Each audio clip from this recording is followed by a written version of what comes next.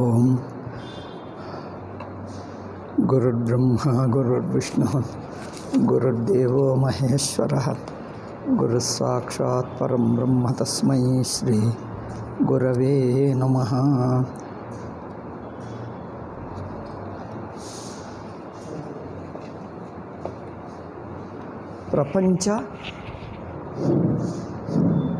ಪ್ರಪಂಚ ಇದೋ ಇಲ್ಲವೋ?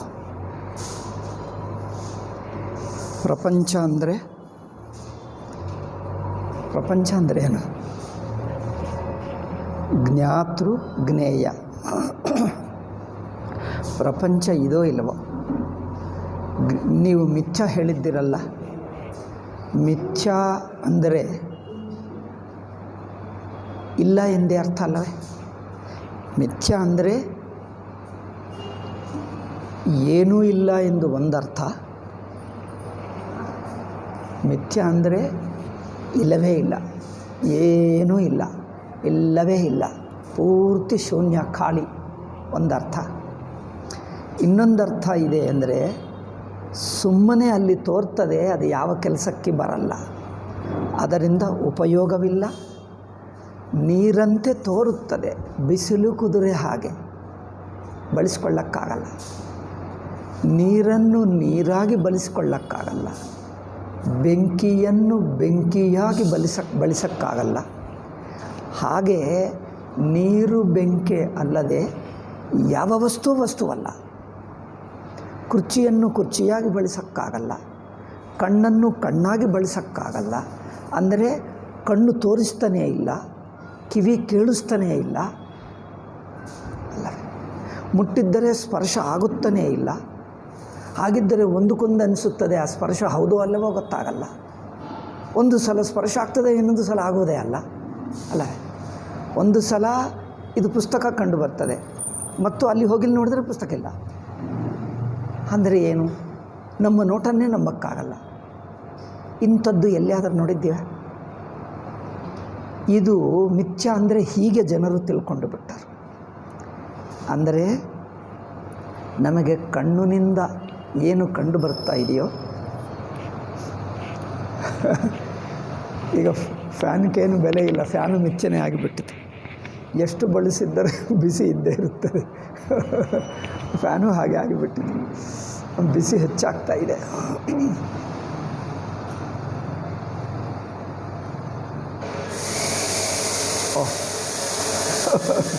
ಎಲ್ಲ ಕಡೆ ಇದೆ, ಅಲ್ಲಿ ಇಲ್ಲಿ ಎರಡು ಕಡೆ.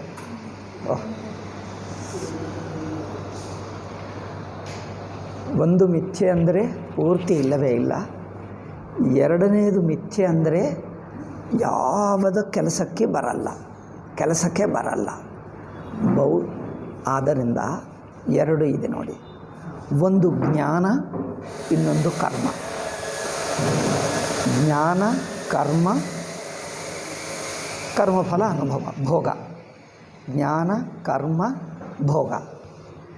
ಈ ಮೂರು ವಿಷಯಗಳಲ್ಲಿ ಮಿಥ್ಯ ಅಂದರೆ ಏನು ನೋಡೋಣ. ಜ್ಞಾನ ಅಂದರೆ ಏನು? ಜ್ಞಾತೃ ಇದ್ದಾನೆ, ಇಂದ್ರಿಯಗಳಿಂದ ಮನಸ್ಸಿನಿಂದ ತಿಳ್ಕೊಳ್ತಾನೆ.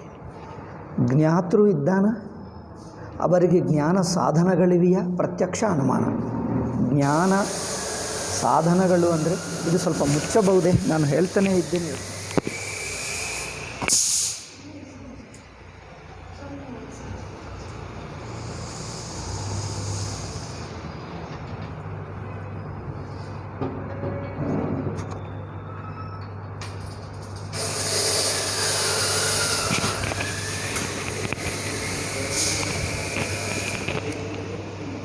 ನಾನು ಯಾವಾಗಲೂ ಹೇಳಿದ್ದೀನಿ, 10 ವರ್ಷ ಹಿಂದೆ ಇದೆಲ್ಲ ಸೌಂಡ್ ಪ್ರೂಫ್ ಮಾಡಬೇಕು, ಪ್ರಯೋಜನವೇ ಇಲ್ಲ.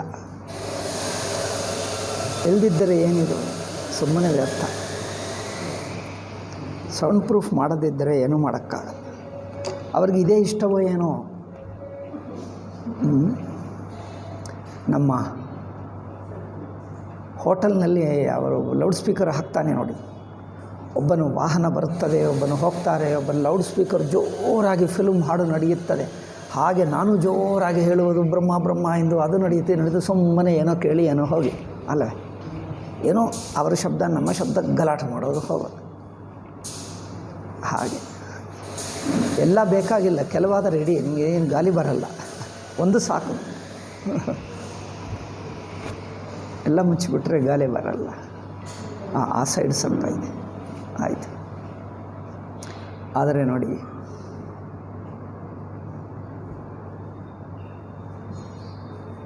ಒಂದು ಏನೂ ಇಲ್ಲ ಎಂದು ಒಂದರ್ಥ, ಯಾವ ಕೆಲಸಕ್ಕೆ ಬರಲ್ಲ. ಆದರೆ ಜ್ಞಾನ ನೋಡಿ, ಜ್ಞಾನದಲ್ಲಿ ಜ್ಞಾತಾಜ್ಞೇಯ, ಜ್ಞಾತೃ ಜ್ಞೇಯ ಜ್ಞಾನ ಸಾಧನಗಳು. ಜ್ಞಾನ ಸಾಧನಗಳು ಪ್ರತ್ಯಕ್ಷ, ಅನುಮಾನ. ಜ್ಞೇಯ ಎಂದರೆ ಪ್ರತ್ಯಕ್ಷದಿಂದ ಪಂಚೇಂದ್ರಿಯಗಳಿಗೆ ಗೊತ್ತಾಗುವ ವಿಷಯಗಳು. ಜ್ಞಾನ ಅಂದರೆ ಮನಸ್ಸಿನ ವೃತ್ತಿ. ಪ್ರತ್ಯಕ್ಷಗಳು ಏನಂದರೆ ವೃತ್ತಿ ಅಲ್ಲವೇ. ಮನಸ್ಸು, ಅರಿವು, ಕಣ್ಣು ನೋಡ್ತಾ ಇದೆ ಅಂದರೆ ಅರ್ಥವೇನು? ಕಣ್ಣಿನ ನಿಮಿತ್ತದಿಂದ ಒಂದು ವೃತ್ತಿ ತಯಾರಾಗ್ತಾ ಇದೆ, ಅದಲ್ಲವೇ. ವೃತ್ತಿ ತಯಾರಾಗುವುದೇ ವೃತ್ತಿ ಜ್ಞಾನ. ಮನಸ್ಸಿನಲ್ಲಿ ವೃತ್ತಿ ಹುಟ್ಟುವುದೇ ಜ್ಞಾನ. ರೂಪವೃತ್ತಿ, ರೂಪಾಕಾರ ವೃತ್ತಿ, ರೂಪದ ವೃತ್ತಿ ಹುಟ್ಟುತ್ತದೆ. ರೂಪದ ವೃತ್ತಿ ಶಬ್ದ ಸ್ಪರ್ಶ ರೂಪ ರಸ ಗಂಧ ಎಲ್ಲ ಈ ವೃತ್ತಿ ಹುಟ್ಟುವುದು ಜ್ಞಾನ. ಜ್ಞೇಯವೇನೆಂದರೆ ಆ ರೂಪ. ಆ ಶಬ್ದ ಸ್ಪರ್ಶ ರೂಪರಸ ಗಂಧಗಳು ಹೊರಗೆ ಇವೆ. ಅದರ ಕುರಿತಿನ ಸಾಧನಗಳು ಪ್ರತ್ಯಕ್ಷ, ಇಂದ್ರಿಯಗಳು, ಮನಸ್ಸು. ಇವುಗಳಿಂದ ಜ್ಞಾನವಾಗುತ್ತದೆ. ಈ ಜ್ಞಾನವು ಯಾರಿಗೋ ಒಬ್ಬರಿಗಾಗುತ್ತದೆ. ನನಗೆ ಆಯಿತು, ನಾನು ತಿಳ್ಕೊಳ್ತಾ ಇದ್ದೇನೆ, ನನಗೆ ಗೊತ್ತಾಯಿತು ಎಂದು ತಿಳಿಯುವವನು ಒಬ್ಬನಿದ್ದಾನೆ, ಜ್ಞಾತೃ. ಜ್ಞಾತೃ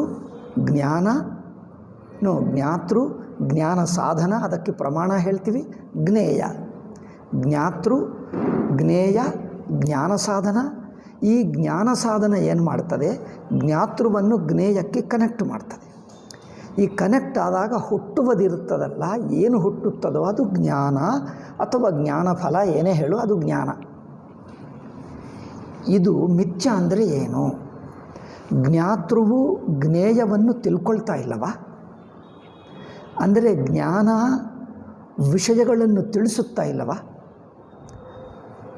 ಅಥವಾ ವಸ್ತು ಒಂದಿದ್ದರೆ ಇದು ಇನ್ನೊಂದು ತಿಳಿಸುತ್ತಾ ಇದೆಯಾ? ಏನಪ್ಪ, ವಸ್ತುವಲ್ಲಿ ಪುಸ್ತಕ ಇದೆ, ಅದು ನೋಡಿದರೆ ಗೋಡೆ ಎಂದು ಕಂಡು ಬರ್ತದೆ, ಅಂದರೆ ನಮ್ಮ ಕಣ್ಣು ಸರಿಯಾಗಿಲ್ಲ. ಅಥವಾ ಒಂದಕ್ಕೆ ಒಂದು ಕಂಡು ಬರ್ತದೆ, ಕೆಲವೊಮ್ಮೆ ಇದ್ದೋ ಇಲ್ಲವೋ ಗೊತ್ತಾಗಲ್ಲ. ಇಲ್ಲಿ ನೋಡಿದರೆ ಇವರು ಮನುಷ್ಯರೋ ಅಲ್ಲವೋ ಗೊತ್ತಾಗಲ್ಲ. ಇಲ್ಲಿ ಕುರ್ಚಿ ಇದೋ ಇಲ್ಲವೋ ಗೊತ್ತಾಗಲ್ಲ. ಅಲ್ಲಿ ಕಾರ್ ಬರ್ತಾ ಇದೆ, ಅದು ಕಾರೋ ಅಲ್ಲವೋ, ಇನ್ನೇನೋ ಅಥವಾ ಏನು ಬರುತ್ತಿಲ್ಲವೋ ಕಾರೋ ಗೊತ್ತಾಗಲ್ಲ. ಇದು ಮಿಥ್ಯ ಹೇಳ್ತೀವಿ ಅಲ್ಲ. ಲೌಕಿಕರು ಹೇಳುವ ಮಿಥ್ಯ ಅಂದರೆ ಏನು ಅಂದರೆ ಮಿಥ್ಯ ಏನಿಲ್ಲ, ಭ್ರಾಂತಿ ಅಂದರೆ ಜನರೇ ಅಂತ ತಿಳ್ಕೊಳ್ತಾರೆ. ಮಿಥ್ಯ ಅಂದರೆ ಭ್ರಾಂತಿ ಅಂದರೆ ನನಗೇನು ಭ್ರಾಂತಿ ಇಲ್ಲ ಗುರುಗಳೇ, ಇದು ಕಂಡು ಬರ್ತಾ ಇದೆ, ಮನುಷ್ಯರು ಕಂಡು ಬರ್ತಾ ಇದ್ದಾರೆ, ಎಲ್ಲರೂ ಗೊತ್ತಾಗ್ತಾ ಇದ್ದಾರೆ, ಭ್ರಾಂತಿ ಏನಿಲ್ಲ ನನಗೆ. ನೀವು ಭ್ರಾಂತಿಯಕ್ಕೆ ಹೇಳ್ತಾ ಇದ್ದೀರಿ ಭ್ರಾಂತಿ ಎಂದು. ನಿಮ್ಮ ಶಿಷ್ಯರಿಗೆಲ್ಲರಿಗೂ ಭ್ರಾಂತಿ ಇದೆಯೇನೋ? ನನಗೆ ಮಾತ್ರ ಇಲ್ಲ ಗುರುಗಳೇ, ಭ್ರಾಂತಿ ಇಲ್ಲ ನನಗೆ. ಏಕೆ? ನನಗೆ ಗೋಡೆ ಕಂಡು ಬರ್ತದೆ, ಕುರ್ಚಿ ಕಂಡು ಬರ್ತದೆ, ಮನುಷ್ಯರು ಕಂಡು ಬರ್ತಾ ಇದ್ದಾರೆ, ಈಗ ಈ ಪುಸ್ತಕ ಕಂಡು ಬರ್ತದೆ, ನೀವು ಕಂಡು ಬರ್ತಾ ಇದ್ದೀರಿ. ನೀವು ಹೇಳಿದ್ದು ನನಗೆ ಚೆನ್ನಾಗಿ ಕೇಳಿಸ್ತಾ ಇದೆ, ನನಗೆ ಭ್ರಾಂತಿ ಇಲ್ಲ. ಭ್ರಾಂತಿ ಅಂದರೆ ಅರ್ಥವೇನು? ಅವನು ಹೇಳ್ತಾ ಇದ್ದಾನೆ, ಇವರಿಗೆ ಕೇಳಿಸ್ತಾನೆ ಇಲ್ಲ ಅಲ್ಲ. ಅಥವಾ ಅವರು ಹೇಳ್ತಾನೆ ಒಂದು, ಇವನಿಗೆ ಇನ್ನೊಂದು ಕೇಳಿಸ್ತದೆ. ಇವರಿಗಿದು ಗೋಡೆ ಇರುವಾಗ ಇದೇನು ಗೋಡೆ ಅನಿಸಲ್ಲ, ಇಲ್ಲೇನೋ ಇನ್ನೇನೋ ಅನಿಸುತ್ತದೆ, ಬಟ್ಟೆ ಅನಿಸುತ್ತದೆ. ಮುಟ್ಟೋಕೆ ಹೋದರೆ ಗೋಡೆ ಇದೆ, ಅಯ್ಯೋ ಇದೇನಪ್ಪ, ಇದು ಭೂಮಿ ಅಂದ್ಕೊಂಡು ಕಾಲಿಟ್ಟರೆ ಭೂಮಿ ಎಲ್ಲ ಅದು ಗಾಳಿ ಆಗಿಬಿಟ್ಟಿದೆ. ಗಾಳಿಯಲ್ಲಿ ಏನಿಲ್ಲ, ಭೂಮಿಯೇ ಇಲ್ಲ. ಇದು ಮಿಥ್ಯೆ, ಇದು ಭ್ರಾಂತಿ. ಲೌಕಿಕರು ಅಂದ್ಕೊಳ್ತಾರೆ. ಅಂಥದ್ದು ಭ್ರಾಂತಿಯ ಈ ಜಗತ್ತು? ಹೇಳ್ರಿ, ನಮಗೆ ಅನಿಸುತ್ತಾ ಇದೆ ಹೊರತು ಅಲ್ಲಿ ಏನಿಲ್ಲವೇ ಇಲ್ಲ. ಸುಮ್ಮನೆ ನಮಗೆ ಏನೋ ಅನಿಸುತ್ತದೆ, ಅಲ್ಲಿ ನೋಡಿದ್ದರೆ ಏನೂ ಇಲ್ಲ. ಇಂಥದ್ದಾಗ್ತಾ ಇದೆಯಾ? ಏನಿಲ್ಲ. ಗೋಡೆ ಮುಟ್ಟಿದರೆ ಗೋಡೆ, ಟೇಬಲ್ ಅನಿಸಿದ್ದರೆ ಟೇಬಲ್ ಇದೆ, ಪುಸ್ತಕ ಅನಿಸಿದ್ದರೆ ಪುಸ್ತಕ. ಅಂದರೆ ನಮಗೆ ಏನೇನು ಅನಿಸುತ್ತಾ ಇದೆಯೋ ಅದು ಗೊತ್ತಾಗ್ತಾ ಇದೆ. ಆವಾಗ ಮಿಥ್ಯ ಹೇಗೆ? ಲೌಕಿಕ ದೃಷ್ಟ್ಯ ಹೇಳ್ತಾ ಇದ್ದೀವಿ. ಲೌಕಿಕ ದೃಷ್ಟ್ಯ ಪ್ರಪಂಚವು ಯಾವುದು ಹೇಗಿದೆಯೋ ಹಾಗೆ ಗೊತ್ತಾಗ್ತಾ ಇದೆ.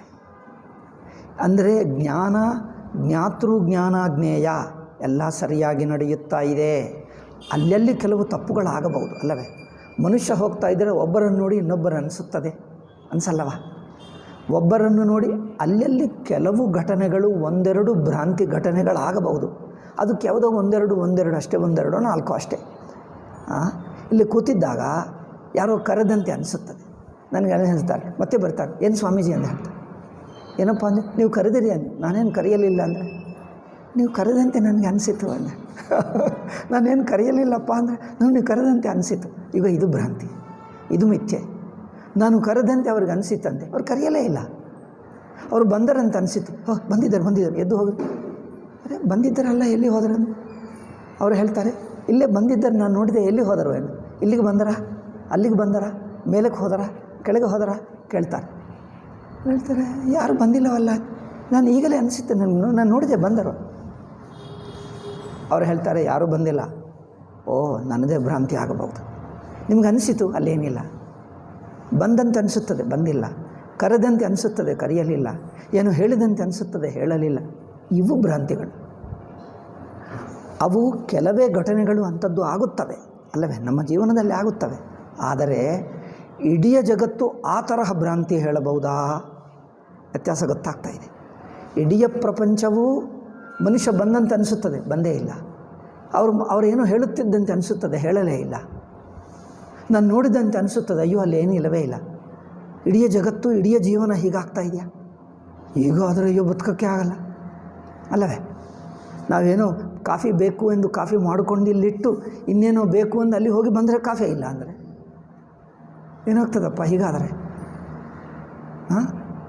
ಇಲ್ಲಿ ಸ್ವಲ್ಪ ಕುಡಿದರು ಕಾಫಿ, ನಂತರ ಇಲ್ಲಿಟ್ಟು ಏನೋ ಮಾತಾಡಿ ಮತ್ತೆ ಕುಡಿಯೋಕ್ಕೆ ಹೋದರೆ ಕಪ್ಪು ಇಲ್ಲ, ಕಾಫಿ ಇಲ್ಲ.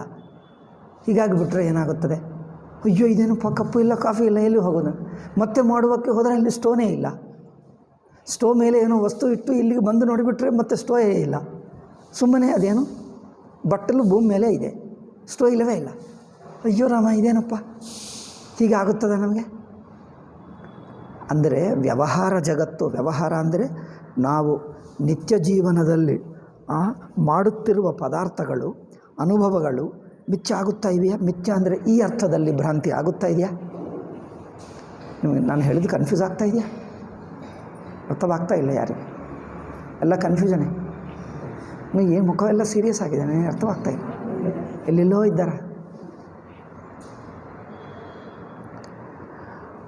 ಅಂದರೆ ವ್ಯಾವಹಾರಿಕ ಪ್ರಪಂಚವೇ ಮಿಥ್ಯ ಆಗುತ್ತಾ ಇದೆಯಾ?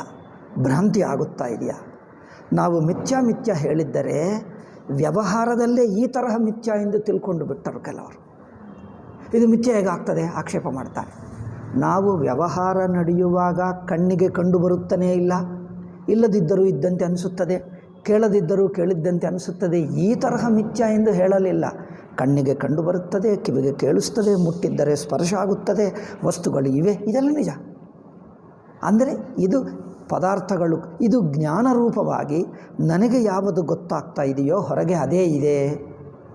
ನನ್ನ ಕಣ್ಣಿಗೆ ಗೊತ್ತಾಗುವುದೇ ಅಲ್ಲಿದೆ, ಕಿವಿಗೆ ಕೇಳಿಸುವುದೇ ಅಲ್ಲಿ ಶಬ್ದ ಇದೆ, ಸ್ಪರ್ಶ ನನಗೆ ಬಿಸಿ ಅನಿಸಿದ್ದರೆ ಅಲ್ಲಿ ಮುಟ್ಟಿದ್ದರೆ ವಸ್ತು ಇದೆ, ನನಗೆ ವಾಸನ ಆದರೆ ಅಲ್ಲಿ ವಸ್ತು ಬರುತ್ತೆ. ಕೆಲವೊಮ್ಮೆ ಏನೂ ಇಲ್ಲ, ವಾಸನ ಮಾತ್ರ ಬರುತ್ತದೆ. ಅಲ್ಲಿ ನೋಡಿದರೆ ಏನಿದೆ ಏನೂ ಇಲ್ಲ, ಬಂದು ನನಗೆ ಹೇಗೆ ವಾಸನೆ ಬರುತ್ತೆ? ಏನೋ ಸುಮ್ಮನೆ ನಿಮ್ಮದೇನೋ ಭ್ರಾಂತಿ. ವಾಸನೂ ಭ್ರಾಂತಿ ಆಗುತ್ತದೆ ಗೊತ್ತಾ? ಏನೋ ಕೆಟ್ಟ ವಾಸನ, ಏನು ನೋಡಿದರೆ ಏನೂ ಇಲ್ಲ, ಸುಮ್ಮನೆ ಭ್ರಾಂತಿ ಆಗುತ್ತದೆ. ರುಚಿ ಅಷ್ಟೇ, ಏನೋ ನಾಲ್ಕಕ್ಕೆ ರುಚಿ ಅನಿಸುತ್ತದೆ, ಏನೋ ಕಹಿಯೋ, ಏನಿದೆ ಅಂದರೆ ಏನೂ ಇಲ್ಲ. ಬಾಯಿ ಮತ್ತೆ ನೀವು ಏನದು ನೀರಿನಿಂದ ತೊಳೆದರೂ ಮತ್ತೆ ಕಹಿ ಹಾಗೆ ಆಗ್ತದೆ. ಇದೇನಪ್ಪ, ಬಾಯಿಯಲ್ಲಿ ಕನ್ನಡಿಯಲ್ಲಿ ನೋಡಿ ಏನಿಲ್ಲ, ಬರೀ ಏಕೆ ಕಹಿಯೋ ಸಿಹಿಯೋ ಏನೂ ಆಗುತ್ತದೆ. ಅಂದರೆ ಪಂಚೇಂದ್ರಿಯಗಳಿಂದ ಅಲ್ಲಿ ಏನೂ ಇಲ್ಲದಿದ್ದರೂ ಅನಿಸುತ್ತದೆ, ಇದು ಭ್ರಾಂತಿ. ಆದರೆ ವ್ಯಾವಹಾರಿಕ ಜೀವನ ಭ್ರಾಂತಿ ಅಲ್ಲ. ಈ ಅರ್ಥದಲ್ಲಿ ಭ್ರಾಂತಿ ಅಲ್ಲ, ಬೇರೆ ಅರ್ಥ ಭ್ರಾಂತಿ, ಅದು ನಂತರ ಹೇಳ್ತೀವಿ, ಈಗಲ್ಲ, ಅದು ನಂತರ ಹೇಳೋಣ. ವ್ಯವಹಾರದಲ್ಲಿ ಏನೇನು ನೋಡ್ತಾ ಇದೆಯೋ ಇದೆಲ್ಲ ನಿಜವಾಗಿವೆ ಅಂದರೆ ವ್ಯವಹಾರ ನಡೆಯುತ್ತದೆ. ಕಣ್ಣಿಗೆ ಕಂಡುಬರುವುದು ನಿಜವಾಗೇ ಕಂಡುಬರ್ತದೆ, ಕಿವಿಗೆ ನಿಜವಾದೇ ಕೇಳಿಸ್ತದೆ, ಬಾಯಿಗೆ ನಿಜವಾದೇ ರುಚಿ ಆಗ್ತದೆ, ಮೂಗಕ್ಕೆ ವಾಸನ ಆಗುತ್ತದೆ, ಮುಟ್ಟಿದ್ದರೆ ಸ್ಪರ್ಶ ಆಗುತ್ತದೆ. ಇವೆಲ್ಲ ಪಂಚೇಂದ್ರಿಯಗಳು. ಮನಸ್ಸು ಅಷ್ಟೇ. ಮನಸ್ಸಿನಲ್ಲಿ ನಮಗೆ ಎಮೋಷನ್ ಆಗುತ್ತದೆ. ನೆಂಟರು ಬಂಧುಗಳು ನಮ್ಮವರು ಕೇಳಿದ್ದರೆ ನಮಗೇನೋ ಪ್ರೀತಿ ಉಂಟಾಗುತ್ತದೆ. ಯಾರೋ ಶತ್ರುವನ್ನು ನೋಡಿದ್ದರೆ ಕೋಪ ಬರುತ್ತದೆ, ದ್ವೇಷ ಆಗುತ್ತದೆ, ಮನಸ್ಸಿನಲ್ಲಿ ಅಸಂತೋಷ ದುಃಖ ಆಗುತ್ತದೆ. ಇವೆಲ್ಲ ಮನಸ್ಸಿನಲ್ಲಿ ಆಗುವ ಭಾವನೆಗಳು ಆಗುತ್ತವೆ. ಇವೆಲ್ಲ ಆಗುತ್ತಾ ಇಲ್ಲ ಹೇಳ್ತೀವಿ, ನಿಜವೇ. ಕೆಲವರು ಹುಚ್ಚು ಜನರು ಇರುತ್ತಾರೆ ನೋಡಿ. ಹುಚ್ಚು ಜನರನ್ನು ನೋಡಿದ್ದೀರ ನೀವು? ಅವರು ಸುಮ್ಮನೆ ಕೂತಿದ್ದು ಅಮ್ಮ ಅವ್ರು ಬಂದು ಬೈಯುತ್ತಾ ಇದ್ದಾನೆ, ಅವ್ರು ಕರೆಯುತ್ತಾ ಇದ್ದಾನೆ. ಯಾರು ಎಂದು ನೋಡಿದ್ರೆ ಅಗೋ ಅವನು ಅಲ್ಲೇ ಇದ್ದಾನೆ, ಅವ್ರು ಕೇಳ್ತಾ ಇದ್ದಾನೆ, ಅವ್ರು ಜೋರಾಗಿ ಕೀಸ್ತಾ ಇದ್ದಾನೆ, ಕೂಗುತ್ತಾ ಇದ್ದಾನೆ. ಯಾರಪ್ಪ ನೋಡಿದ್ದಾರೆ? ಜನರು ಹೇಳ್ತಾರೆ, ಏನಿವರು ಹೀಗೆ ಹೇಳ್ತಾರೆ, ಯಾರಾದರೂ ಕೂಗುತ್ತಾ ಇದ್ದಾರಾ? ಹೊರಗಿನವರು ಹೇಳ್ತಾರೆ, ಅಲ್ಲ ಅವ್ರು ಹಾಗೆ ಹೇಳ್ತಾರೆ, ಸುಮ್ಮನೆ ಅವ್ರು ಹುಚ್ಚು ಹಾಗೆ ಹೇಳ್ತಾರೆ. ಅವ್ರಿಗೆ ಮನೆಯವ್ರಿಗೆ ಗೊತ್ತಾಗ್ತದೆ ಇವನು ಹುಚ್ಚು ಹಾಗೆ ಏನಿಲ್ಲದು, ಅವ್ರು ಯಾರೋ ಇದ್ದಾರೆ ಕರೆಯುತ್ತಾ ಇದ್ದಾರೆ, ಏನೋ ಹೇಳ್ತಾ ಇದ್ದಾರೆ. ಇದನ್ನು ಭ್ರಾಂತಿ ಹೇಳ್ತೀವಿ. ಆ ಭ್ರಾಂತಿ ಅವರಿಗೆ ಸರ್ವಸಾಮಾನ್ಯ ಆಗಿಬಿಡ್ತದೆ ಅಲ್ಲವೇ? ಯಾರೋ ಕಂಡು ಬರ್ತಾರೆ, ಏನೋ ತೋರಿಸ್ತಾರೆ. ನಮ್ಗೆ ಅನಿಸುತ್ತದೆ ಏನಪ್ಪ ಏನಿಲ್ಲ ಇವ್ರು ಏನು ಕಂಡು ಬರ್ತದೆ. ಆ ಭ್ರಾಂತಿ ಬೇರೆ, ಇದು ವ್ಯಾವಹಾರಿಕ ಸತ್ಯ ಬೇರೆ. ನಾವು ಆ ಬೌದ್ಧರೇನು ಹೇಳ್ತಾರಂದರೆ, ಎಲ್ಲವೂ ನಿಮ್ಮ ಮನಸ್ಸೇ, ಹೊರಗೆ ಏನೂ ಇಲ್ಲ, ನಿಮ್ಮ ಮನಸ್ಸೇ ಹೊರಗೆ ಅನಿಸುತ್ತದೆ. ಆ ಹುಚ್ಚು ಜನರಿಗೆ ಅನಿಸುತ್ತದೆ ನೋಡಿ. ಯಾರು ಇಲ್ಲದಿದ್ದರೂ ಇದ್ದಂತೆ ಅನಿಸುತ್ತದೆ, ಯಾರು ಹೇಳದಿದ್ದರೂ ಎಲ್ಲರೂ ಮೌನವಾಗಿದ್ದಾರೆ, ಯಾರೋ ಹೇಳ್ತಾ ಇದ್ದಾರೆ ನನಗೆ ಕೇಳಿಸ್ತದೆ ಅನಿಸಿದ್ದಾರೆ ಜನರು ಹೇಳ್ತಾರೆ. ಯಾರೂ ಕೇಳಿಸ್ತಾ ಇಲ್ಲ ಇವರಿಗೆ ಏಕೆ ಅನಿಸುತ್ತದೆ? ಏನೋ ಹುಚ್ಚಾಗಿರ್ಬೋದು ಬಿಡೋ ಅಂತ ಹೇಳ್ತಾರೆ. ಅವ್ರು ಬೌದ್ಧರು ಹೇಳ್ತಾರೆ, ಯಾರು ಹೊರಗೆ ಇಲ್ಲವೇ ಇಲ್ಲ, ನಮಗೆ ಅನಿಸುತ್ತದೆ. ಯಾರು ಏನು ಮಾತಾಡ್ತಾ ಇಲ್ಲ, ನಮ್ಮ ಮನಸ್ಸಿಗೆ ಕೇಳಿಸ್ತದೆ, ನಮ್ಮ ಕಿವಿಗೆ ಕೇಳಿಸ್ತದೆ. ಯಾರು ಹೊರಗೆ ಇಲ್ಲವೇ ಇಲ್ಲ, ನಮಗೆ ಸ್ಪರ್ಶ ಆಗುತ್ತದೆ. ಹುಚ್ಚು ಜನರಿಗೆ ಹೇಗೆ ಆಗುತ್ತದೋ ಹಾಗೆ ಪ್ರಪಂಚವೇ ಹೊರತು ನಿಜವಾಗಿ ಇಲ್ಲವೇ ಇಲ್ಲ ಎಂದು ಬೌದ್ಧರಲ್ಲಿ ಶೂನ್ಯವಾದಿಗಳು, ಕ್ಷಣಿಕ ವಿಜ್ಞಾನವಾದಿಗಳು ಇಂಥದ್ದಿದ್ದಾರೆ. ಅದರಲ್ಲಿ ಕ್ಷಣಿಕ ವಿಜ್ಞಾನವಾದಿಗಳು ಈ ತರಹ ಮಿಥ್ಯಾ ಹೇಳ್ತಾರೆ. ದ ವಿಜ್ಞಾನವಾದಿನ್ಸೇ ಓದ್ತಾ ಇದ್ದೇನೆ. ವಿಜ್ಞಾನವಾದಿಗಳು ಹೇಳ್ತಾರೆ that the object is identical to with the idea. ಹೊರಗೆ ವಸ್ತುಗಳು ಏನಿಲ್ಲ, ನಮ್ಮ ಮನಸ್ಸಿಗೆ ಅನಿಸಿದ್ದೇ ಅಲ್ಲಿದ್ದಂತೆ ನಾವು ಅಂದ್ಕೊಳ್ತೀವಿ. ಅಲ್ಲಿ ಏನಿಲ್ಲ, ಎಲ್ಲ ನಮ್ಮ ಮನಸ್ಸೇ. ನಮ್ಮ ಮನಸ್ಸಿನಲ್ಲಿ ಅನಿಸಿಕೆನೇ ಪ್ರಪಂಚ ಹೊರಗೆ ಇಲ್ಲವೇ ಇಲ್ಲ. That idea since both of them are experienced together. ಏಕೆ ಅಂದರೆ ಹೊರಗೆ ವಸ್ತುವಿರುವುದು, ನನಗೆ ಗೊತ್ತಾಗುವುದು ಎರಡು ಒಟ್ಟಿಗೆ ಆಗುತ್ತವೆ. ಹೊರಗೆ ಇದ್ದಾಗ ನನಗೆ ಗೊತ್ತಾಗ್ತದೆ, ನನಗೆ ಗೊತ್ತಾಗಿದೆ ಅಂದರೆ ಹೊರಗಿದೆ ಎಂದರ್ಥ. ಹೊರಗೆ ಇಲ್ಲದೆ ಗೊತ್ತಾಗುವುದಿಲ್ಲ ಅಲ್ಲವೇ? ಹೊರಗೆ ಇಲ್ಲದೆ, ಕುರ್ಚಿ ಇಲ್ಲದೆ ನನಗೆ ಕುರ್ಚಿ ಅನಿಸಿದ್ದರೆ ಅದು ಭ್ರಾಂತಿ. ಇವರೇನು ಹೇಳ್ತಾರೆ, ಹೊರಗೆ ಒಳಗೆ ಎನ್ನುವುದು ಒಂದೇ. ನಮ್ಮ ಮನಸ್ಸೇ ಹೊರಗೆ ಇದೆ ಎಂದು ಅನಿಸುತ್ತದೆ, ಹೊರಗೆ ನಿಜವಾಗಿ ಪ್ರಪಂಚವೇ ಇಲ್ಲ. ಅಂದರೆ ಆ ಹುಚ್ಚು ಜನರು ಇರುತ್ತಾರೆ ನೋಡಿ, ಹಾಗೆಯೇ ಎಲ್ಲರೂ ಹುಚ್ಚು ಜನರೇ ಎಂದು ಬೌದ್ಧರ ಪ್ರಕ್ರಿಯೆ. ಇದಕ್ಕೆ ಅವರ ವಾಕ್ಯ ಏನು ಹೇಳ್ತಾರೆ, ಸಹೋಪಲಂಬ ನಿಯಮಾತ್ ಅಭೇದೋ ವಿಷಯ ವಿಜ್ಞಾನಯೋ. ಹೊರಗಿನ ವಿಷಯ, ವಿಜ್ಞಾನ ಅಂದರೆ ಮನಸ್ಸಿನ ವೃತ್ತಿ ಹೊರಗಿನ ಪದಾರ್ಥ ಎರಡೂ ಒಂದೇ, ಎರಡೆಂಬು ಹೇಳುವುದೇ ತಪ್ಪು. ಹೀಗೆ ವಿಜ್ಞಾನವಾದಿಗಳು ಹೇಳ್ತಾರೆ. ವೇದಾಂತಿಗಳು ಹಾಗೆ ಹೇಳಲ್ಲ. ವಿಜ್ಞಾನವಾದಿಗಳು, ಬೌದ್ಧರಲ್ಲಿರುವ ವಿಜ್ಞಾನವಾದಿಗಳು ಹೇಳುವುದು, ಕ್ಷಣಿಕ ವಿಜ್ಞಾನವಾದಿಗಳು ಹೇಳುವುದು, ಹುಚ್ಚು ಜನರಿರುತ್ತಾರೆ ನೋಡಿ, ಆ ತರಹ ಎಲ್ಲರೂ ಹುಚ್ಚೆ, ಎಲ್ಲರಿಗೂ ಹುಚ್ಚು ಜನರೇ, ಪ್ರಪಂಚವು ಇದೆ ಅನಿಸುವುದೆಲ್ಲರೂ ಹುಚ್ಚೆ. ನಾವು ಹೇಳ್ತೀವಿ ಕೆಲವರು ಹುಚ್ಚಾಗಬಹುದು, ನಮಗೆ ಕೆಲವೊಮ್ಮೆ ಇಲ್ಲದಿದ್ದರೂ ಭ್ರಾಂತಿ ಆಗಬಹುದು. ಯಾವಾಗಲೂ ಒಂದು ಘಟನೆ, ಎರಡು ಘಟನೆ ಅಷ್ಟೇ. ಅಷ್ಟು ಮಾತ್ರದಿಂದ ನಮ್ಮ ಇಡೀ ಜೀವನವೇ ಭ್ರಾಂತಿ ಎಂದು ಹೇಳುವುದು, ನಾವೆಲ್ಲರೂ ಹುಚ್ಚೆ ಎಂದು ಹೇಳುವುದು ಇದು ಸರಿಯಾಗಿಲ್ಲ ಎಂದು ವೇದಾಂತಿಗಳು ಹೇಳ್ತಾರೆ. ಬೌದ್ಧರು ಮಾತ್ರ ಭ್ರಾಂತಿ ಎಂದು ಹೇಳ್ತಾರೆ. ಎಲ್ಲರೂ ಹುಚ್ಚೆ, ಪ್ರಪಂಚವೇ ಇಲ್ಲ. ಅದು ಬೌದ್ಧರು ಹೇಳಿದರೆ ಹೇಳಲಿ, ನಾವು ಹೇಳಲ್ಲ. ಆದ್ದರಿಂದ ಅವನೇ ಹೇಳ್ತಾರೆ, ಜ್ಞಾನವೂ ಭ್ರಾಂತಿ. ಏನಿಲ್ಲದಿದ್ದರೂ ಇದ್ದಂತೆ ಅನಿಸುತ್ತದೆ, ಯಾರೇನು ಮಾತಾಡದಿದ್ದರೂ ನನಗೆ ಕೇಳಿಸ್ತಿದ್ದಂತೆ ಅನಿಸುತ್ತದೆ, ಇದೆಲ್ಲ ಹುಚ್ಚೆ ಎಂದು ಅವರು ಹೇಳ್ತಾರೆ. ಜ್ಞಾನದಲ್ಲಿ ಮಿಥ್ಯಾ ಹೇಳ್ತಾರೆ. ಈಗ ಕರ್ಮದಲ್ಲಿ ನೋಡಿ, ನಾವು ಒಂದು ಕರ್ಮ ಮಾಡ್ತೀವಿ, ಮಾಡಿದ್ದರೆ ಅದಕ್ಕೆ ಕರ್ಮಕ್ಕೆ ಫಲ ಉಂಟಾಗುತ್ತದಾ ಅಲ್ಲವಾ? ಕರ್ಮ ಮಾಡಿದ್ದರೆ ಕರ್ಮಕ್ಕೆ ಫಲ, ಅಥವಾ ಕರ್ಮ ಮಾಡಿದ್ದರೂ ಫಲ ಉಂಟಾಗಲ್ಲವ? ನಾವು ಅಡುಗೆ ಮಾಡುವುದಕ್ಕೆ ಹೋಗಿ ಅಕ್ಕಿ ಅದು ನೀರು ಹಾಕಿ ಅಲ್ಲಿಟ್ಟರೆ ಅದು ಅನ್ನ ಆಗುತ್ತದ? ಅದು ಸ್ವಲ್ಪ ಹೊತ್ತಕ್ಕೆಲ್ಲ ಗಾಳಿ ಹೋಗಿ ಎಲ್ಲ ಖಾಳಿಯಾಗಿ ಲೋಟ ಖಾಳಿ, ಏನಿಲ್ಲ, ಅಕ್ಕಿ ಇಲ್ಲ, ಅನ್ನ ಇಲ್ಲ, ಏನು ನೀರು ಇಲ್ಲ, ಹಾಗೆ ಆಗಿಬಿಡ್ತದೆ. ಅಂದರೆ ಕರ್ಮಕ್ಕೆ ಕರ್ಮಫಲ ಆಗಬೇಕಾ ಅಲ್ಲವಾ? ಬೀಜ ಇಟ್ಟರೆ ಮರ ಆಗುತ್ತದೆ, ಆಗದಿದ್ದರೆ ಅದು ನಾಶವಾಗಬಹುದು, ಅದು ಬೇರೆ ವಿಷಯ. ಆದರೆ ಬೀಜ ಇಡ್ತೀವಿ ಮತ್ತು ನೋಡಿದರೆ ಬೀಜ ಇಲ್ಲ, ಮರ ಇಲ್ಲ, ಹಾಗೆ ಆಗ್ತದೆ. ಕರ್ಮಕ್ಕೆ ಕರ್ಮಫಲ ಆಗಬೇಕಲ್ಲವೇ? ಕರ್ಮಫಲಕ್ಕೆ ಸಂಬಂಧ ಇದೋ ಇಲ್ಲವೋ? ಅಂದರೆ ನಾವು ಮಾಡ್ತಾ ಇದ್ದರೆ ಕೆಲವೊಮ್ಮೆ ಆಗುತ್ತದೆ, ಕೆಲವೊಮ್ಮೆ ಆಗಲ್ಲ. ಯಾವುದು ಏನಾಗ್ತದೋ ಏನೂ ಗೊತ್ತಾಗಲ್ಲ, ಏನೂ ಹೇಳೋಕ್ಕಾಗಲ್ಲ, ಎಲ್ಲ ಹುಚ್ಚು ಅಲ್ಲವೇ? ಈಗ ಒಂದು ವಸ್ತು ಬಿಟ್ಟು ಅಲ್ಲಿ ನೋಡ್ತೀನಿ, ವಸ್ತುವೇ ಇಲ್ಲ, ಹೀಗಾಗುತ್ತದೆ. ಅವರೇನು ಹೇಳ್ತಾರೆ? ಎಲ್ಲವೂ ಸುಮ್ಮನೆ ಅನಿಸಿಕೆನೇ, ಯಾವುದೂ ಆಗುತ್ತಾ ಇಲ್ಲ.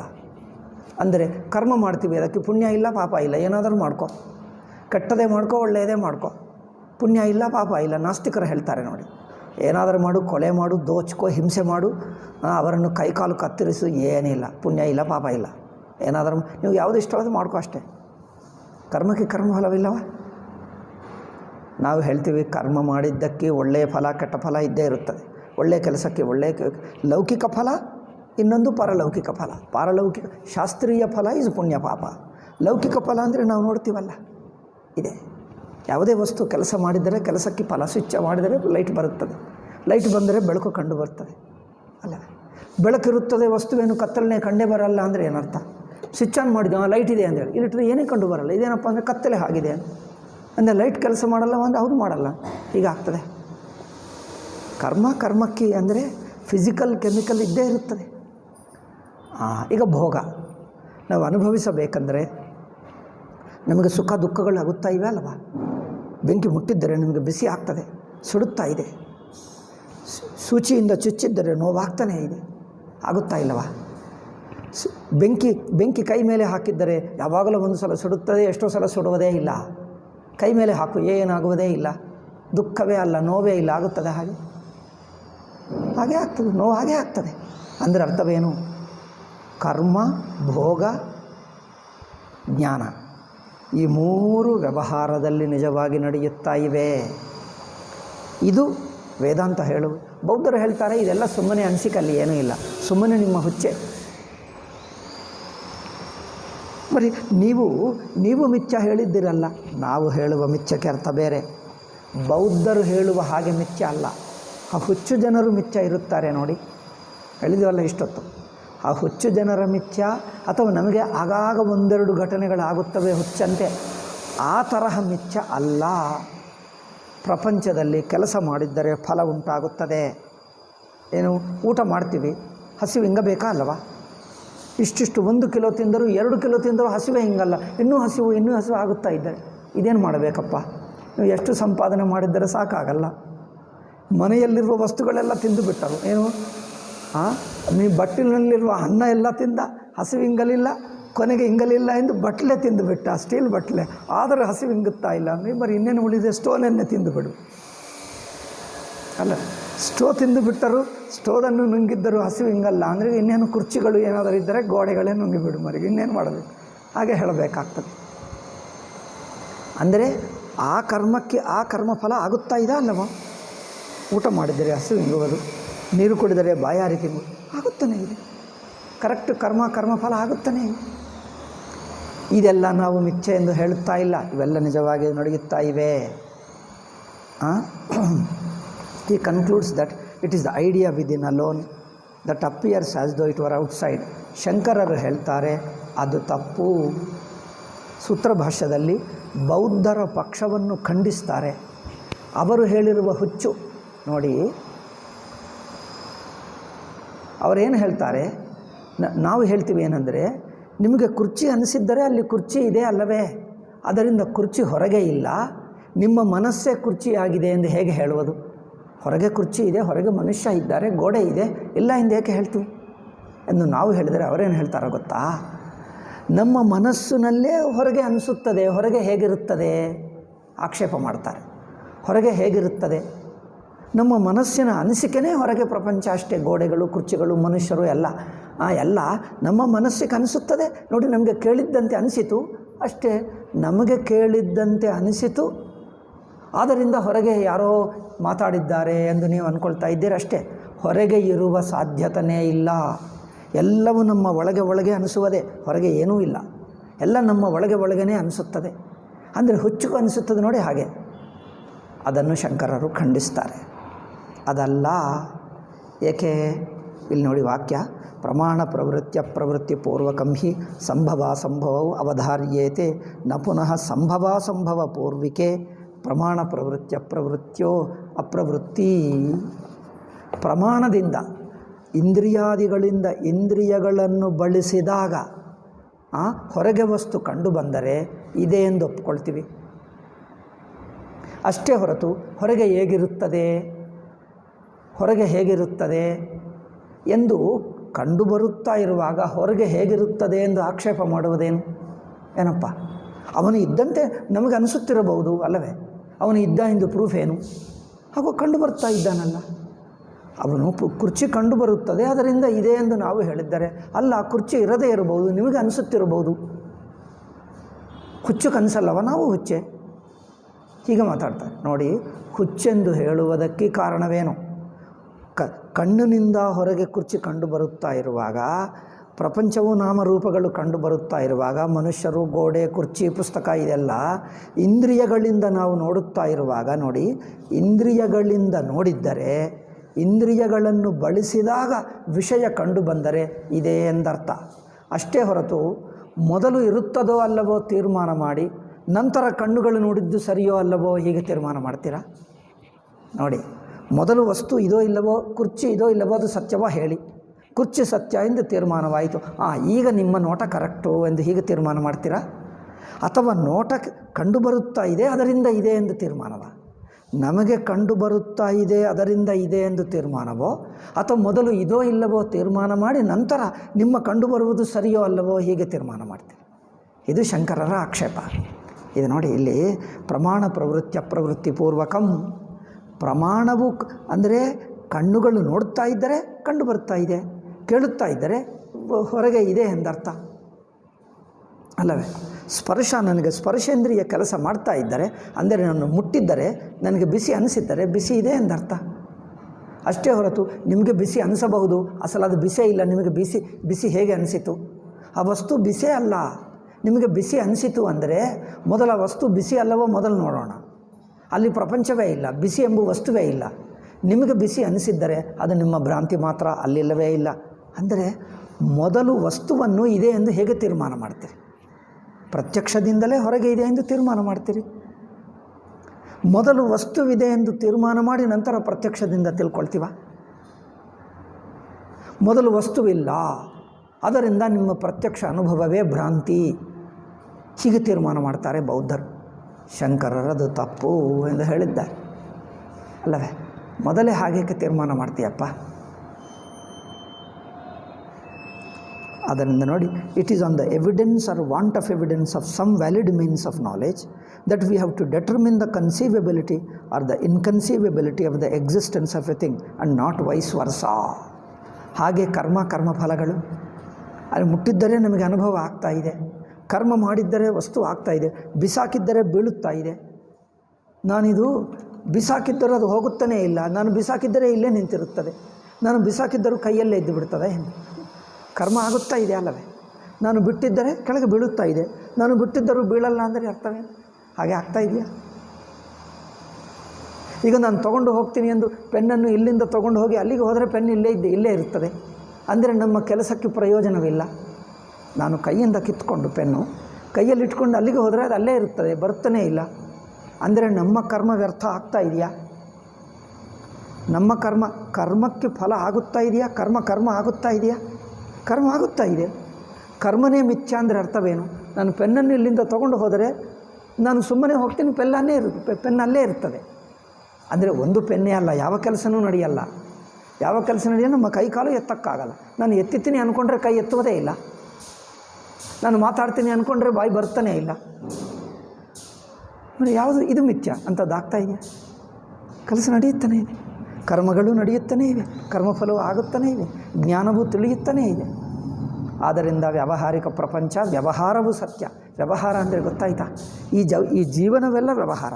ಜ್ಞಾನಗಳು, ಕರ್ಮಗಳು, ಅನುಭವಗಳು, ಸುಖ ದುಃಖಾದಿ ಅನುಭವಗಳು, ಇವೆಲ್ಲ ವ್ಯವಹಾರ. ನಮ್ಮ ಮನಸ್ಸು, ನಾನೆಂಬ ಬುದ್ಧಿ, ನನಗೆ ತಿಳಿಯುವುದು ಇಂದ್ರಿಯಗಳ ಮನಸ್ಸಿನ ಮೂಲಕ. ನಾನೆಂಬುದು ಕರ್ತ, ಸಂಕಲ್ಪ ಮಾಡ್ತೀನಿ, ಕರ್ಮ ಮಾಡಿದ್ದರೆ ಹೊರಗೆ ಬದಲಾವಣೆ ಆಗುತ್ತದೆ, ಕಂಡು ಬರ್ತಾನೆ ಇದೆ ಬದಲಾವಣೆ. ಕರ್ಮ ಅಂದರೆ ಏನು? ಪರಿವರ್ತನ, ಬದಲಾವಣೆಗೂ ಕರ್ಮ. ಒಂದು ವಸ್ತು ವಿಕಾರಗೊಳ್ಳುತ್ತಾ ಇದೆ. ಭೋಗ ಅಂದರೆ ಏನು? ನಾನು ಭೋಗ್ತಾ. ಒಂದು ವಸ್ತು ಪಡ್ಕೊಂಡ್ರೆ ಸುಖವಾಗ್ತಾ ಇದೆ, ಅನುಭವಿಸಿದ್ದರೆ ಸುಖವಾಗ್ತಾ ಇದೆ. ಕೆಲವು ಅನುಭವಿಸಿದ್ದರೆ ಆ ಬಿಸಿ ಕಾಫಿ ಕುಡಿದರೆ, ಬಿಸಿ ಹಾಲು ಕುಡಿದರೆ ನಾಲ್ಗೆ ಸುಟ್ಟು ಹೋಗ್ತಾನೆ ಇದೆ, ಆಗುತ್ತಾ ಇಲ್ಲವ? ಅಂದರೆ ಈ ಅನುಭವವಾಗುತ್ತಾನೆ ಇದೆ.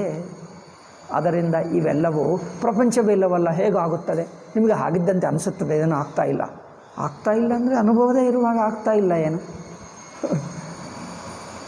ಆದ್ದರಿಂದ ಇದು ಶಂಕರರು ಹೇಳ್ತಾರೆ. ಆದರೆ ನಾವು ಮಿಥ್ಯ ಹೇಳ್ತೀವಿ, ಬಟ್ ನೀವು ಹೇಳುವ ಹಾಗಲ್ಲ. ನಾವು ಹೇಳುವ ಮಿಥ್ಯ ಮತ್ತೊಂದು ಬಗೆ, ಮತ್ತೊಂದು ಲೆವೆಲ್. ವ್ಯವಹಾರದಲ್ಲಿ ಮಿಥ್ಯ ಅಲ್ಲ, ವ್ಯವಹಾರವೆಲ್ಲವೂ ನೋಡುತ್ತಾ ಇದೆ, ಕಂಡು ಬರ್ತಾ ಇದೆ.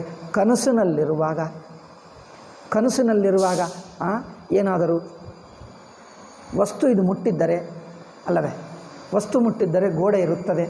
ಆವಾಗೇನು ಮಾಡ್ತೀವಿ? ಇದು ಗೋಡೆ ಅಲ್ಲ, ಇದೆಲ್ಲ ಕನಸು, ಗೋಡೆ ಹೇಗಾಗ್ತದೆ, ಗೋಡೆ ಅಲ್ಲ, ಸುಮ್ಮನೆ ನನಗೆ ಗೋಡೆ ಅನಿಸುತ್ತದೆ, ಅದು ಗೋಡೆನೇ ಅಲ್ಲ ಯಾರಾದರೂ ಹೇಳ್ತಾರೆ? ಕನಸಿನಲ್ಲಿರುವಾಗ. ಮರ ಕಂಡು ಬಂದರೆ ಇದು ಮರನೇ ಅಲ್ಲ, ಇದು ಸುಮ್ಮನೆ ಕನಸು.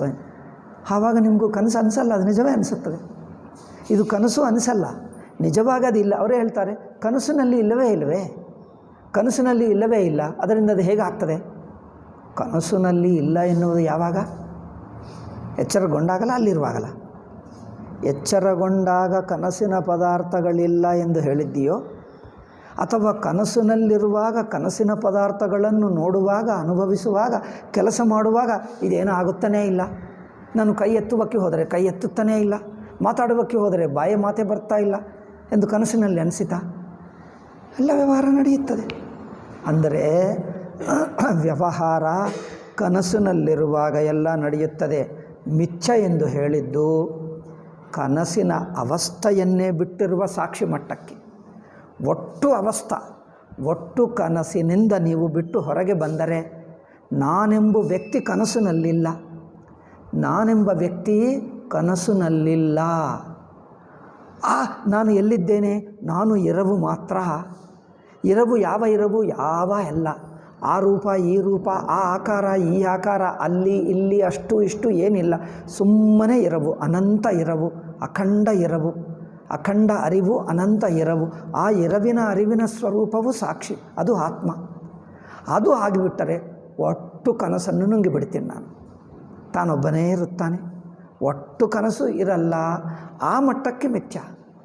ಕನಸಿನಿಂದ ಎದ್ದವನಿಗೆ ಕನಸಿನ ಪ್ರಪಂಚ, ಆ ಎದ್ದ ಸಾಕ್ಷಿಗೆ ಮಿಥ್ಯೆ ಅಷ್ಟೇ ಹೊರತು ಕನಸನ್ನು ಅನುಭವಿಸುತ್ತಾ ಕನಸಿನಲ್ಲಿರುವ ವ್ಯಕ್ತಿಗೆ ಮಿಥ್ಯ ಅಲ್ಲ. ಇದು ವೇದಾಂತಿಗಳ ಪದ್ಧತಿ. ವೇದಾಂತಿಗಳು ಯಾವುದೇ ಹೇಳಲಿ ಎಲ್ಲರ ಅನುಭವ ಸಮ್ಮತಿಯಾಗೇ ಹೇಳ್ತಾರೆ. ಏಕಪಕ್ಷವಾಗಿ ಪ್ರಪಂಚ ಏನಿಲ್ಲ, ಸುಮ್ಮನೆ ನಮಗೆ ಅನಿಸುತ್ತದೆ ಹಾಗೇನೂ ಹೇಳಲ್ಲ. ಅದು ಬೌದ್ಧರು ಹೇಳ್ತಾರೆ. ಅದಕ್ಕೆ ಏನು ಹೇಳ್ತಾರೆ? ಹಿಂದೂಗಳು ಅಂದರೆ ರಾಮಾನುಜ ಮಾಧ್ವರು, ಇನ್ನೂ ಕೆಲವರು ಶಂಕರರು ಮಿಥ್ಯಾ ಪ್ರಪಂಚ ಹೇಳಿದ್ದಾರೆ, ಪ್ರಪಂಚವು ಮಿಥ್ಯ ಎಂದು. ಗೌಡಪಾದರು ಹೇಳಿದ್ದಾರೆ, ಇದೆಲ್ಲ ನಮ್ಮ ವೈದಿಕ ಧರ್ಮದಲ್ಲಿರಲೇ ಇಲ್ಲ, ಮಿಥ್ಯ ಎಂಬುದು ಇಲ್ಲವೇ ಇಲ್ಲ. ಇದೆಲ್ಲ ಬೌದ್ಧರಿಂದ ಕಲಿತುಕೊಂಡರು. ಏನು ಕೆಲಸ ಮಾಡಿದ್ದರೂ ಕೆಲಸನೇ ಆಗಲ್ಲ. ಜಗತ್ತು ಮಿಥ್ಯ, ನಾಮರೂಪ ಮಿಥ್ಯ, ಇದೆಲ್ಲ ಮಿಥ್ಯ ಹೇಳ್ತಾರೆ. ನಿನ್ನೆ ಹೇಳಿದ್ದೀನಲ್ಲ, ಒಬ್ಬ ನಮ್ಮ ಸ್ವಾಮೀಜಿ ಅಂದರೆ ಸಚ್ಚಿದಾನಂದ ಸ್ವಾಮೀಜಿ ಸಂಪ್ರದಾಯದಲ್ಲಿ ಅದ್ವಯಾನಂದ ಸ್ವಾಮಿ, ಅಲ್ಲಿ ಹೊಳೆ ನರಸೀಪುರದಲ್ಲಿರುವಾಗ, ಅಲ್ಲಿ ಮಾಧ್ವ ಮಠ ಇದೆ ಹೊಳೆ ನರಸೀಪುರದಲ್ಲಿ. ಅವರು ಆಗಾಗ ಕರೆಯುತ್ತಾರೆ, ಸಂಬಂಧಗಳಿವೆ. ನಮ್ಮ ಹುಡುಗರು ಹೋಗಿ ಅಲ್ಲಿ ಒಂದು ಗುರುಕುಲ ಇದೆ ಅವರಿಗೆ, ಅಲ್ಲಿ ಸ್ವಲ್ಪ ವೇದ ಪಂಡಿತ ಇದ್ದಾನೆ, ಋಗ್ವೇದ ಪಂಡಿತ.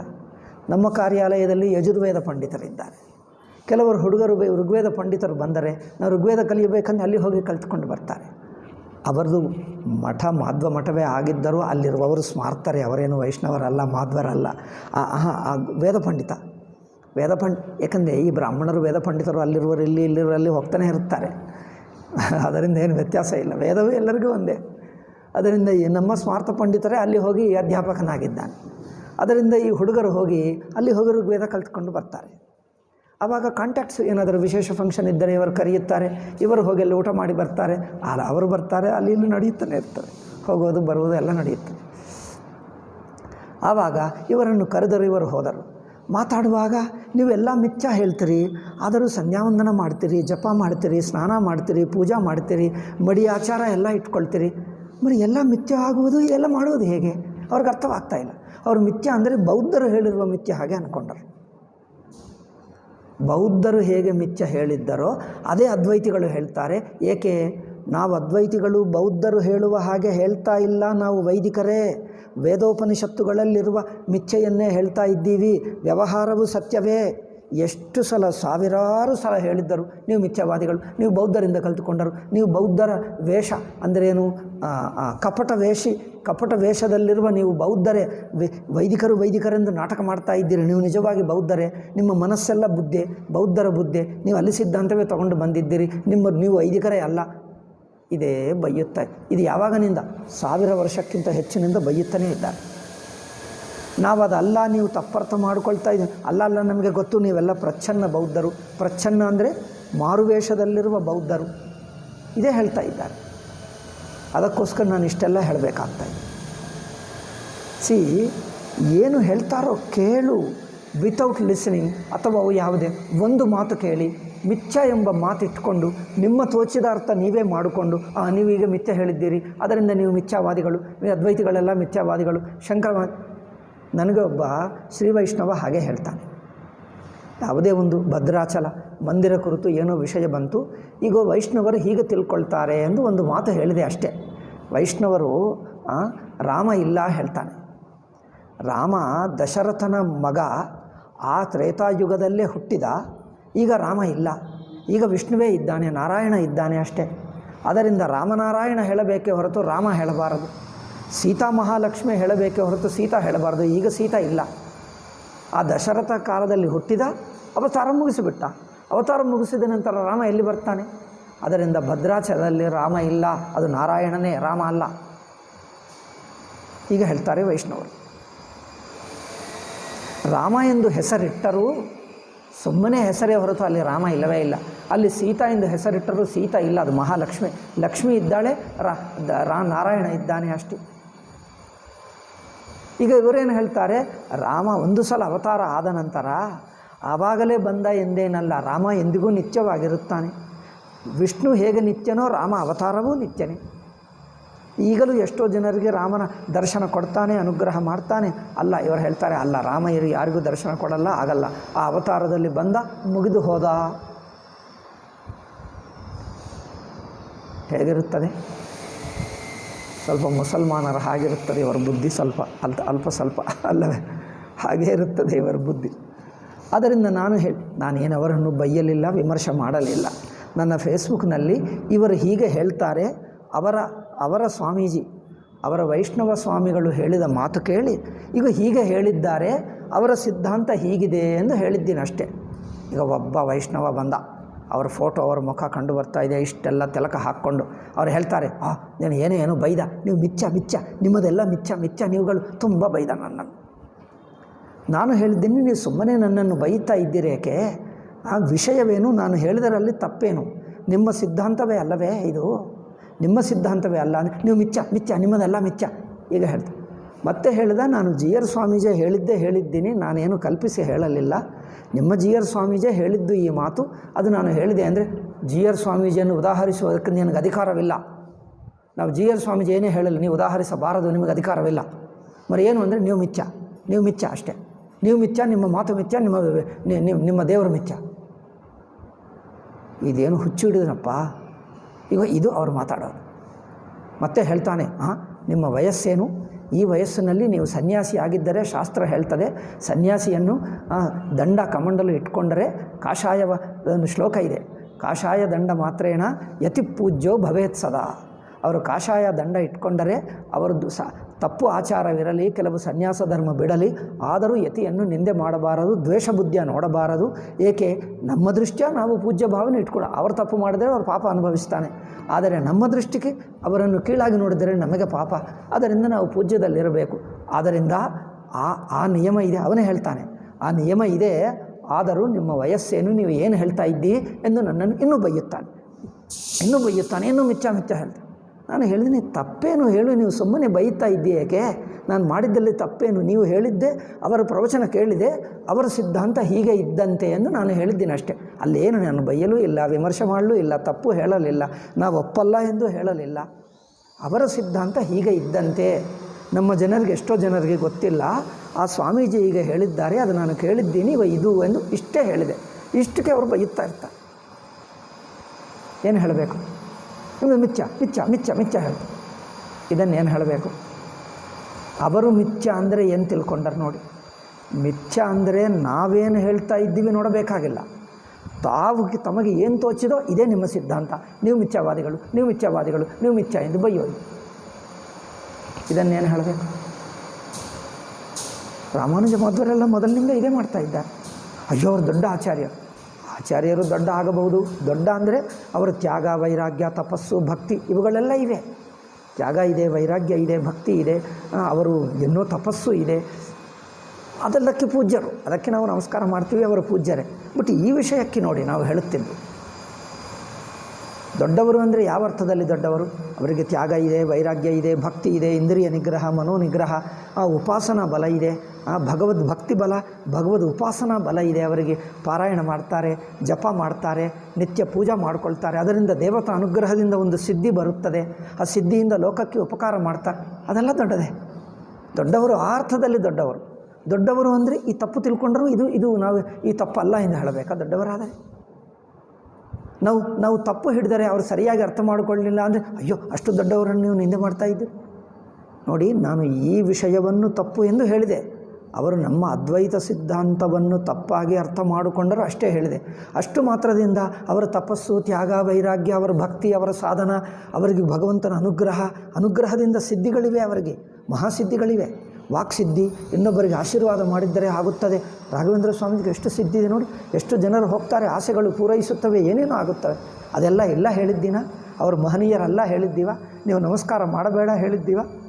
ನಾವು ಹೋದರೆ ನಾವು ನಮಸ್ಕಾರ ಮಾಡ್ತೀವಿ. ಅವರಿಗೆ ದೇವತಾ ಶಕ್ತಿ ಇದೆ. ರಾವಣನಿಗೆ ಹಿರಣ್ಯಾಕ್ಷ, ಹಿರಣ್ಯ ಗರ್ಭಕ್ಕೆ ಶಕ್ತಿ ಇರಲಿಲ್ಲವಾ? ಬ್ರಹ್ಮದೇವ ಬಂದು ಅವರು ತಪಸ್ಸು ಮಾಡಿದರೆ ಬ್ರಹ್ಮದೇವ ವರ ಕೊಟ್ಟ, ಶಕ್ತಿ ಬಂದೇ ಬಿಟ್ಟಿತು. ಅವರಿಗೆ ದೇವತಾ ವರ ಇದೆ, ಶಕ್ತಿ ಇದೆ. ಇಲ್ಲ ಎಂದು ನಾವು ಯಾರು ಹೇಳುವುದಕ್ಕೆ? ನಮ್ಮ ಮಿಥ್ಯ ಅಂದರೆ ಅರ್ಥ ಅಲ್ಲ, ಶಕ್ತಿ ಇದ್ದೇ ಇದೆ. ಅದಕ್ಕೆ ಅವರು ಪೂಜ್ಯರೇ. ಅದರಿಂದ ರಾಮಾನುಜರಾಗಲಿ, ಮಧ್ವರಾಗಲಿ, ಅವರಿಗೆ ತಪೋಬಲ, ಶಕ್ತಿ, ಅವರ ತಪಸ್ಸು ಇದೆ, ಅವರಿಗೆ ಉಪಾಸನಾ ಬಲ ಇದೆ, ದೇವತಾ ಅನುಗ್ರಹ ಶಕ್ತಿ ಇದೆ, ವರಗಳಿವೆ. ಏನಾದರೂ ಮಾಡ್ತಾರೆ, ಏನೋ ಇದೆ. ಅದೆಲ್ಲ ಯಾವುದೂ ನಾವು ನಿರಾಕರಿಸಲ್ಲ. ಏಕೆ? ಅದು ನಿರಾಕರಿಸಿದರೆ ನಮ್ಮವರು ಎಷ್ಟೋ ಇದ್ದಾರೆ. ನಮ್ಮ ಉಪಾಸನ ತಪ್ಪ? ಭಗವದ್ ಉಪಾಸನ ಸರಿ. ಇಂದ್ರಿಯ ನಿಗ್ರಹ, ಮನೋನಿಗ್ರಹ, ಉಪಾಸನದಿಂದ ದೇವತಾ ದರ್ಶನ, ದೇವತಾ ಅನುಗ್ರಹ, ದೇವತದಿಂದ ವರಗಳು ಪಡ್ಕೊಳ್ತಾರೆ. ಅದೆಲ್ಲ ಇವೆ. ಅವರಿಗೆ ಶಕ್ತಿಗಳಿವೆ. ಅದೆಲ್ಲ ನಾವು ನಿರಾಕರಿಸಲ್ಲ ಅಂದರೆ we are not denying it. Dismissing ಬೇರೆ, ಡಿನೈಯಿಂಗ್ ಬೇರೆ. ಡಿನೈ ಅಂದರೆ ಇದ್ದರೂ ನಮ್ಮ ಬಾಯಿದಿಂದ ನಾವು ಒಪ್ಪಲ್ಲ ಎಂದು. ನಾವು ಒಪ್ಪಲ್ಲ ಎಂದಲ್ಲ, V are not denying it. ಮತ್ತೇನು? ನಮ್ಮ ಸಿದ್ಧಾಂತದಲ್ಲಿ ಮಿಥ್ಯ ಎಂದು ಯಾವ ಅರ್ಥದಲ್ಲಿ ಹೇಳಿದ್ದೀವೋ ಆ ಅರ್ಥವನ್ನು ನೀವು ಸರಿಯಾಗಿ ಅರ್ಥ ಮಾಡಿಕೊಂಡಿಲ್ಲ. ಇಷ್ಟೇ ಹೇಳ್ತೀವಿ. ಇಷ್ಟು ಹೇಳುವುದಕ್ಕೆ ಬಿಡಲ್ಲ. ಹೇಳುವುದಕ್ಕೆ ಹೋದರೆ ಬೈಯುತ್ತಾರೆ, ನೀವು ಮಿಥ್ಯ, ನೀವೆಲ್ಲರೂ ನೀವು ನಾಸ್ತಿಕರು, ನೀವು ವೈದಿಕರೇ ಅಲ್ಲ, ನೀವು ಬೌದ್ಧರಿಂದ ಬಂದು ಬಿಟ್ಟಿದ್ದೀರಿ, ನೀವು ಬೌದ್ಧರು, ಮಾರುವೇಷದಲ್ಲಿ ಬೌದ್ಧರು, ನೀವು ಅದ್ವೈತಿಗಳೆಲ್ಲ ಹೀಗೆ ಬೈಯುತ್ತಲೇ ಇರ್ತಾರೆ. ಅಯ್ಯೋ ರಾಮ, ಏನು ಮಾಡಬೇಕಪ್ಪ? ಅವ್ರು ಕೇಳುವುದೇ ಇಲ್ಲ ಮೊದಲು. ಅದಕ್ಕೋಸ್ಕರ ನಾನು ಇಷ್ಟೆಲ್ಲ ಬಿಡಿಸಿ ಹೇಳ್ತಾ ಇದ್ದೀನಿ. ಯಾಕಂದರೆ ಅದೇ ಪ್ರಪಂಚದಲ್ಲಿ, ಭಾರತ ದೇಶದಲ್ಲಿ ನಾವಿರ್ತೀವಿ. ಅಂಥವ್ರು ಎಲ್ಲೋ ನಿಮಗೆ ಭೇಟಿ ಆಗೇ ಆಗ್ತಾರೆ. ಅವ್ರು ಏನೇನೋ ಹೇಳ್ತಾರೆ. ನೀವು ವಿಚಿತ್ರ ಏನೋ ತಪ್ಪರ್ಥ ಮಾಡ್ಕೊಳ್ತೀರಿ. ಇದೇನಪ್ಪ ಇವರು ಹೀಗೆ ಮಾಡ್ತಾ ಇದ್ದಾರೆ, ನಮ್ಮದು ಏನಾದರೂ ತಪ್ಪ? ಈ ಜಗಳಕ್ಕಾಗ್ತದೆ. ಕೆಲವರು ಹೇಳ್ತಾರೆ, ನೀವೇ ಜಗಳ ಮಾಡಿದ್ದರೆ ಹೇಗೆ? ನೀವು ಸನ್ಯಾಸಿಗಳು, ಗುರುಗಳು, ನೀವೇ ಜಗಳ ಮಾಡಿದರೆ ನಾವೇನಾಗಬೇಕು?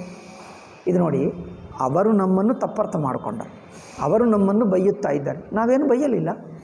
ಅವರ ಉಪಾಸನ ತಪ್ಪು ಹೇಳಿದ್ದೀವ? ಅವರ ತ್ಯಾಗ, ವೈರಾಗ್ಯ, ಅವರ ಭಕ್ತಿ, ಅವರ ಉಪಾಸನ, ದೇವತಾ ಅನುಗ್ರಹ, ದೇವತರಿಂದ ವರಗಳು ಪಡ್ಕೊಂಡರು. ನರಸಿಂಹ ಉಪಾಸನ, ಅವರಿಗೆ ವಿಷ್ಣು ಉಪಾಸನ ಅದ್ಭುತವಾದ ಶಕ್ತಿ ಇದೆ. ದೇವತಾ ಅನುಗ್ರಹ, ವಿಷ್ಣು ಅನುಗ್ರಹ, ನರಸಿಂಹನ ಅನುಗ್ರಹ ಇದೆ. ಅವರಿಗೆ ಮಂತ್ರಸಿದ್ಧಿ ಇದೆ, ಅವೆಲ್ಲ ಇವೆ. ಅವೆಲ್ಲ ಇಲ್ಲ ಎಂದು ಹೇಳಿದ್ವಿ. ಎಲ್ಲ ತಪ್ಪು ಸುಳ್ಳು ಹೇಳಿದ್ದೀವ? ನೀವು ಮಿಥ್ಯಾವಾದಿಗಳಲ್ಲವೇ? ನಮ್ಮ ನರಸಿಂಹನನ್ನು ಒಪ್ತಾ ಇಲ್ಲ, ಮಿಥ್ಯಾ ಹೇಳ್ತೀರಿ. ನಾವು ವಿಷ್ಣುವನ್ನು ಮಿಥ್ಯಾ ಹೇಳ್ತೀರಿ, ನಮ್ಮ ಸಾಧನ ಮಿಥ್ಯಾ ಹೇಳ್ತೀರಿ. ನಾವು ಹೇಳ್ತೀವ? ನೀವು ಮಿಥ್ಯಾವಾದಿಗಳು, ನಮ್ಮನ್ನು ಮಿಥ್ಯಾ ಹೇಳ್ತಾ ಇದ್ದೀರಿ. ಅಯ್ಯೋ ರಾಮ, ನಾವು ಹೇಳಲಿಲ್ಲ ಅಂದರೆ ನೀವು ಹೇಳಿದಿರಿ. ಈಗ ಇದು ಅದಕ್ಕೋಸ್ಕರ ನೀವೇ ನಮ್ಮನ್ನು ಮಿಥ್ಯಾ ಹೇಳಿದ್ದೀರಿ, ನಾವು ನಿಮ್ಮನ್ನು ಬೈದರೆ ನಮ್ಮ ತಪ್ಪಿಲ್ಲ. ನಿಮ್ಮನ್ನು ಬೈತೀವಿ, ಎಷ್ಟಾದರೂ ಬೈತೀವಿ ನಿಮ್ಮನ್ನು, ನಾವು ತಪ್ಪಿಲ್ಲ. ನೀವು ನರಕಕ್ಕೆ ಹೋಗ್ತೀರಿ, ನೀವು ದುಷ್ಟರು, ಪಾಪಾತ್ಮ, ನರಕಕ್ಕೆ ಹೋಗ್ತಾರೆ. ನಿಮ್ಮನ್ನು ನೋಡಿದ್ದೀರಿ ನಮಗೆ ಪಾಪ, ಇದೆಲ್ಲ ಹೇಳ್ತೀವಿ, ತಪ್ಪೇನಿಲ್ಲ. ಏಕೆ? ನೀವೇ ತಪ್ಪು ಮಾಡಿದ್ದೀರಿ. ಅವರು ನಮ್ಮನ್ನು ವಿಮರ್ಶೆ ಮಾಡಿದ್ದರೆ, ಅವರು ನಮ್ಮನ್ನು ತಪ್ಪರ್ಥ ಮಾಡಿಕೊಂಡರೂ ನೀವು ಹಾಗೇ ಅಕಾರಣ ದ್ವೇಷ ಮಾಡಬೇಡ ಎಂದು ಅದ್ವೈತಿಗಳು ಸ್ಮಾರ್ತರು ಹೇಳಿದ್ದರೆ, ಲೌಕಿಕರೇನು ಹೇಳ್ತಾರೋ ಗೊತ್ತಾ?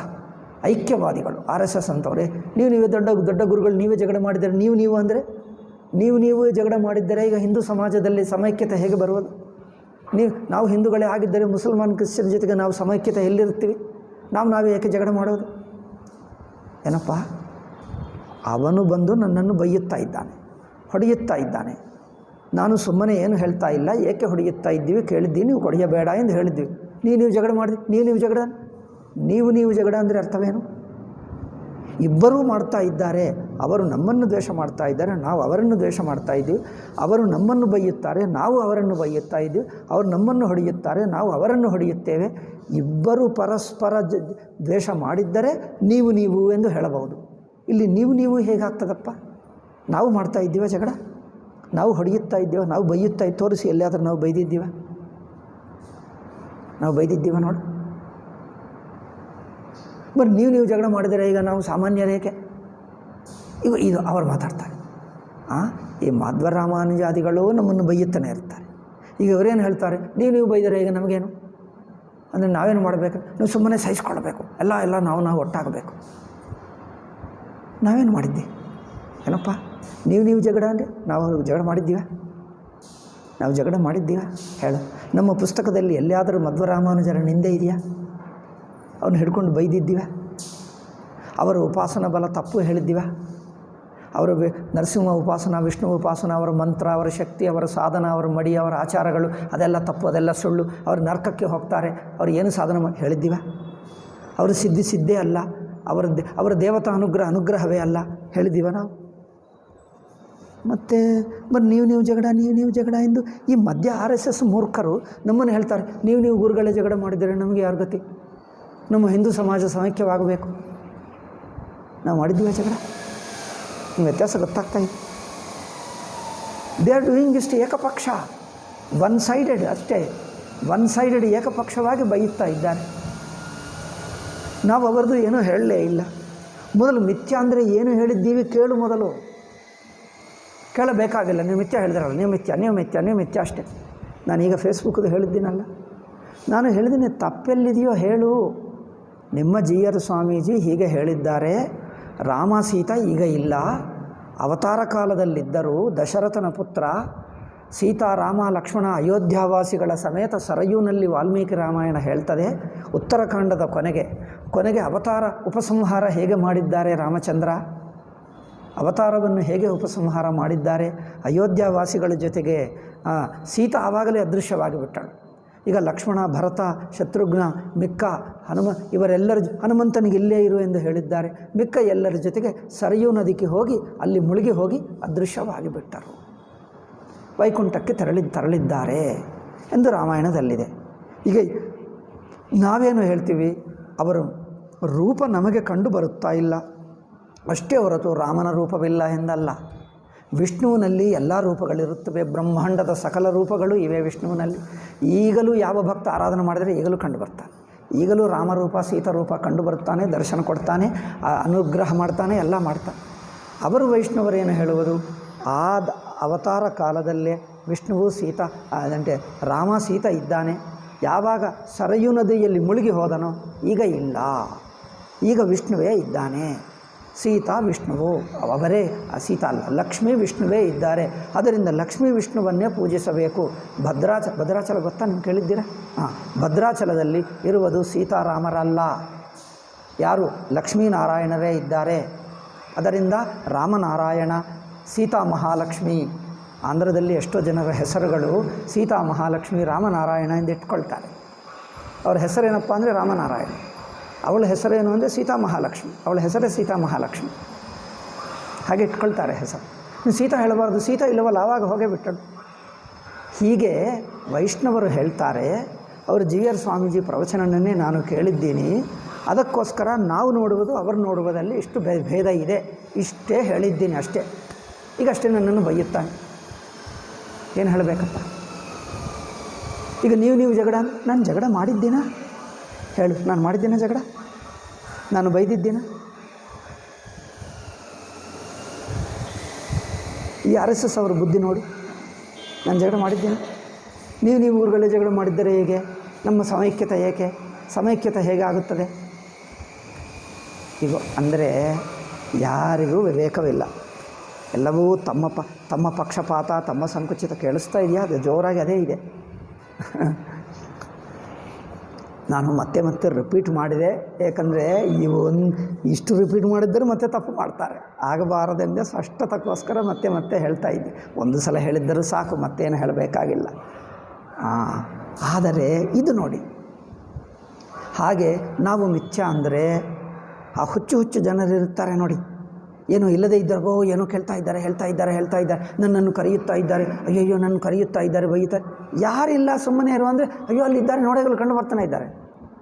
ಏನು ಹೇಳಬೇಕಿದಕ್ಕೆ? ಆ ತರಹ ಜಗತ್ತೆಲ್ಲ ಸುಮ್ಮನೆ ಕಂಡು ಬರ್ತಾ ಇದೆ ಎಂದು ನಾವು ಹೇಳಿದ್ದೀಯಾ? ಕಂಡು ಬರ್ತಾ, ಎಲ್ಲರಿಗೂ ಕಂಡು ಬರ್ತಾ ಇದೆ. ಪ್ರಪಂಚ ಇದೆ, ನಾಮರೂಪ ಇದೆ. ಕನಸಿನಲ್ಲಿರುವಾಗ ಪ್ರಪಂಚವೆಲ್ಲ ಇದ್ದಂತೆಯೇ ಎಚ್ಚರಣೆ ಅನಿಸುತ್ತದೆ.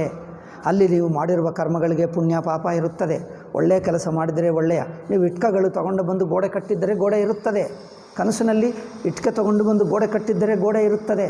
ನೀವು ಅಡುಗೆ ಮಾಡಿದ್ದರೆ ಅಡುಗೆ ಆಗುತ್ತದೆ, ಊಟ ಮಾಡಿದ್ದರೆ ಹಸಿವು ಹಿಂಗುತ್ತದೆ, ನೀರು ಕುಡಿದರೆ ಬಾಯಾರಿಕೆ ಹಿಂಗುತ್ತದೆ. ಕನಸಿನಲ್ಲಿರುವವರೆಗೂ ನೀನು ಕರ್ತ ಭೋಕ್ತ ಜೀವ. ನೀವು ಮಾಡಿರುವ ಕರ್ಮಗಳಿಗೆ ಕರ್ಮಫಲ ಇರುತ್ತದೆ, ಅನುಭವಗಳು ಇರುತ್ತವೆ, ನಿಮ್ಮ ಜ್ಞಾನವೂ ಇರುತ್ತದೆ, ಪ್ರತ್ಯಕ್ಷ ಜ್ಞಾನ, ಅನುಮಾನ ಜ್ಞಾನ, ಅವುಗಳೆಲ್ಲ ಕನಸಿನಲ್ಲಿರುವವರೆಗೂ ಸರಿಯೇ. మరి ಮಿಥ್ಯ ಯಾವಾಗ? ಒಟ್ಟು ಕನಸಿನ ಅವಸ್ಥಾ, ಸಾಕ್ಷಿ ಲೆವೆಲ್ಗೆ ಮಿಥ್ಯ, ಪಾರಮಾರ್ಥಿಕ ಮಟ್ಟಕ್ಕೆ ಮಿಥ್ಯ. ಇದು ಹೇಳಿದ್ದು ಮೊದಲು ಕೇಳಬೇಕೆ? ಕೇಳಿದ ಮೊದಲು ಹೇಳಿದ್ದು ಕೇಳು.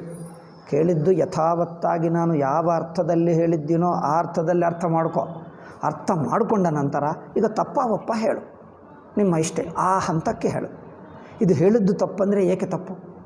ತಪ್ಪು ಅಂದರೆ ಅನುಭವಕ್ಕೆ ವಿರುದ್ಧವಾಗಿದೆಯಾ? ಏಕೆ ತಪ್ಪು? ಯುಕ್ತಿ ವಿರುದ್ಧನ, ಅನುಭವ ವಿರುದ್ಧನ? ಹೇಳು. మరి ಸುಮ್ಮನೆ ತಪ್ಪು ಅಂದರೆ ನೀವು ಮಿಥ್ಯ, ನೀವು ಮಿಥ್ಯಗಳು, ನೀವೇ ಮಿಥ್ಯ, ನೀವು ಗುರುಗಳು ಮಿಥ್ಯ, ನಿಮ್ಮ ದೇವರು ಮಿಥ್ಯ, ನೀನೇ ಮಿಥ್ಯ ಅಂದರೆ ಏನರ್ಥ? ಈ ಮಾತಕ್ಕೆ ಏನರ್ಥ? ಹೀಗೆ ಬೈದರೆ ಇನ್ನೂ ದಯ ತೋರಿಸ್ತಾನೆ. ನೀವು ಸನ್ಯಾಸಿಯನ್ನು ಆಧರಿಸಬೇಕು. ಆದರೂ ನೀವು ಮಾಡುವ ಕೆಲಸ ಎಷ್ಟು ಕೆಟ್ಟ ಕೆಲಸ ಇದೆ ಅಂದರೆ, ನಾನು ಸನ್ಯಾಸಿ ಆಗಿದ್ದರೂ ಬೈಯಬೇಕಾಗ್ತಾ ಇದೆ. ಎಲ್ದಿದ್ದರೆ ನಾನೇನು ಕೆಟ್ಟವನಲ್ಲ. ಸನ್ಯಾಸಿ ಅಂದರೆ ಆಧರಿಸುವಂಥವನೇ, ಆದರ ಇರುವಂಥ ಮನುಷ್ಯನೇ ನಾನು. ಆದರೂ ನಾನು ಬೈಯಬೇಕಾಗ್ತಾ ಇದೆ ಅಂದರೆ ತಪ್ಪು. ಅದಕ್ಕೆ ನೀನೇ ಕಾರಣ. ನೀವು ಸನ್ಯಾಸಿ ಆಗಿದ್ದರೂ ಇಷ್ಟು ಕೆಟ್ಟವನಾಗಿದ್ದಿ, ಅದರಿಂದ ನಾನು ಬೈಯಬೇಕಾಗ್ತಾಯಿದೆ. ಬೈದರೂ ನನ್ನ ತಪ್ಪಿಲ್ಲ, ಆ ತಪ್ಪಕ್ಕೆ ನೀನೇ ಕಾರಣ. ಗೊತ್ತಾಯ್ತಾ? ಇದು ಬುದ್ಧಿ. ಪಾರಮಾರ್ಥಿಕ ಸತ್ತ ಅಂದರೆ ಒಟ್ಟು ಪ್ರಪಂಚವೇ, ಒಟ್ಟು ಅವಸ್ಥಾ ಸಾಕ್ಷಿ ಮಟ್ಟಕ್ಕೆ. ಸಾಕ್ಷಿ ಅಂದ್ರೇನು? ನೀನು ಕರ್ತೃಭೋಕ್ತೃವಲ್ಲ. ಅಂದರೆ ನೀವು ದೇಹಾಭಿಮಾನಿ, ಇಂದ್ರಿಯಾಭಿಮಾನಿ, ಮನಸ್ಸಿನ ಅಭಿಮಾನಿ ಆದರೆ ನಾನೆಂಬ ಥಾಟ್ ವೃತ್ತಿ ಇರುತ್ತದೆ. ನಾನು ಯಾರು? ನಾನು ದೇಹ, ನಾನು ಇಂದ್ರಿಯ, ನಾನು ಮನಸ್ಸು, ನಾನೊಬ್ಬ ವ್ಯಕ್ತಿ. ನಾನು ವ್ಯಕ್ತಿಯಾದರೆ, ದೇಹೇಂದ್ರಿಯ ಮನಸ್ಸುಗಳ ಅಭಿಮಾನಿಯಾದರೆ ಅವಸ್ಥೆ ಒಳಗೆ ಇದ್ದು ಬಿಡ್ತೀನಿ. ನನ್ನ ಸುತ್ತು ಪ್ರಪಂಚ. ನಾನು ಅವಸ್ಥೆ ಒಳಗೆ ಇರ್ತೀನಿ, ನನ್ನ ಸುತ್ತು ಪ್ರಪಂಚ.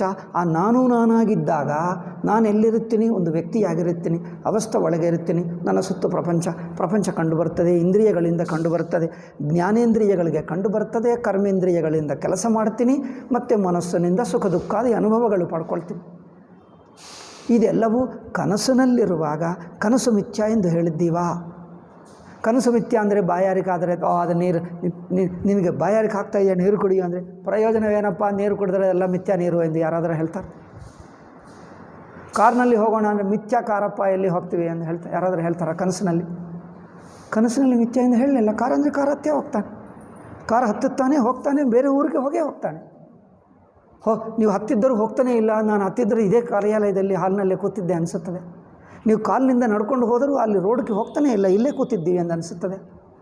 ನೀವು ನಡೆದರೆ ಅಲ್ಲಿ ತಲುಪುತ್ತೀರಿ. ಅಂದರೆ ನಿಮ್ಮ ಕರ್ಮ ಆಗುತ್ತಾ ಇಲ್ಲ. ಕನಸಿನಲ್ಲಿ ಹಾಗೆ ಆಗ್ತಾ ಇದೆ. ನಾವು ಮಿಥ್ಯ ಎಂದು ಹೇಳಿದ್ದು ಒಟ್ಟವಸ್ಥೆಯಿಂದ ನೀವು ಎಚ್ಚರಗೊಳ್ಳುವುದು ಎಂಬುದು ಒಂದು ಕ್ರಿಯೆ ಅಲ್ಲ. ನೋಡಿ, ಎಚ್ಚರಗೊಳ್ಳುವುದು ಎಂಬುದು ಒಂದು ಕ್ರಿಯೆ ಅಲ್ಲ. ಆ ಸಾಕ್ಷಿ ದೃಷ್ಟಿಯಿಂದ ನೋಡು, ಕನಸು ತಾನೇ ಇಲ್ಲ. ಅದು ನೋಡಿ, ಕನಸಿನ ಅವಸ್ಥೆ ಸಾಕ್ಷಿ ಮಟ್ಟಕ್ಕೆ ತಾನೇ ಇಲ್ಲ, ಎಂದಿಗೂ ಇಲ್ಲ. ಈ ದೃಷ್ಟಿಗೆ ಪ್ರಪಂಚ ಅನಿಸುತ್ತದೆ. ಎಚ್ಚರದಲ್ಲಿರುವ ವ್ಯಕ್ತಿಗೆ ಎಚ್ಚರ ಪ್ರಪಂಚ ಅನಿಸುತ್ತದೆ. ಇದ್ದಂತೆ ಅಲ್ಲಿ ಪ್ರಪಂಚ ಇದೆ, ನಾಮರೂಪಗಳಿವೆ, ಗೋಡೆಗಳಿವೆ, ಮನುಷ್ಯರಿದ್ದಾರೆ, ಎಲ್ಲವೂ ವ್ಯವಹಾರ ಇದ್ದಂತಲೇ ನಿಜವಾಗೇ ಅನಿಸುತ್ತದೆ. ಆದರೆ ಸಾಕ್ಷಿ ಮಟ್ಟಕ್ಕೆ ನೋಡಿದ್ದರೆ ಈಗಲೂ ಪ್ರಪಂಚವಿಲ್ಲ, ನಿಮಗೆ ಅನಿಸುವಾಗಲೂ ಇಲ್ಲ. ಆ ಮಟ್ಟಕ್ಕೆ ಪ್ರಪಂಚ ತಾನೇ ಇಲ್ಲ. ನೀಲಾಕಾಶ ನೀಲ ಅನಿಸುತ್ತದೆ, ಅಲ್ಲಿ ಹೋಗಿದ್ದು ನೋಡಿದರೆ ನೀಲ ಇರುತ್ತದೆ. ಆಕಾಶವು ಭೂಮಿಯಿಂದ ಸೇರಿಕೊಂಡಂತೆ ಭೂಮ್ಯಾಕಾಶದ ಭೂಮ್ಯಾಕಾಶದ ಸಂಯೋಗ ರೇಖಾ ಇಲ್ಲಿಂದ ಕಂಡುಬರುತ್ತದೆ ನಮಗೆ. ಅಲ್ಲಿ ಹೋಗಿ ನೋಡಿದ್ದರೆ ನಿಜವಾಗಿ ಬಂದು ಸೇರಿಕೊಂಡಿತ? ಸುಮ್ಮನೆ ದೂರದಿಂದ ಅನಿಸಿಕೆ ಅಲ್ಲೇನಿಲ್ಲ.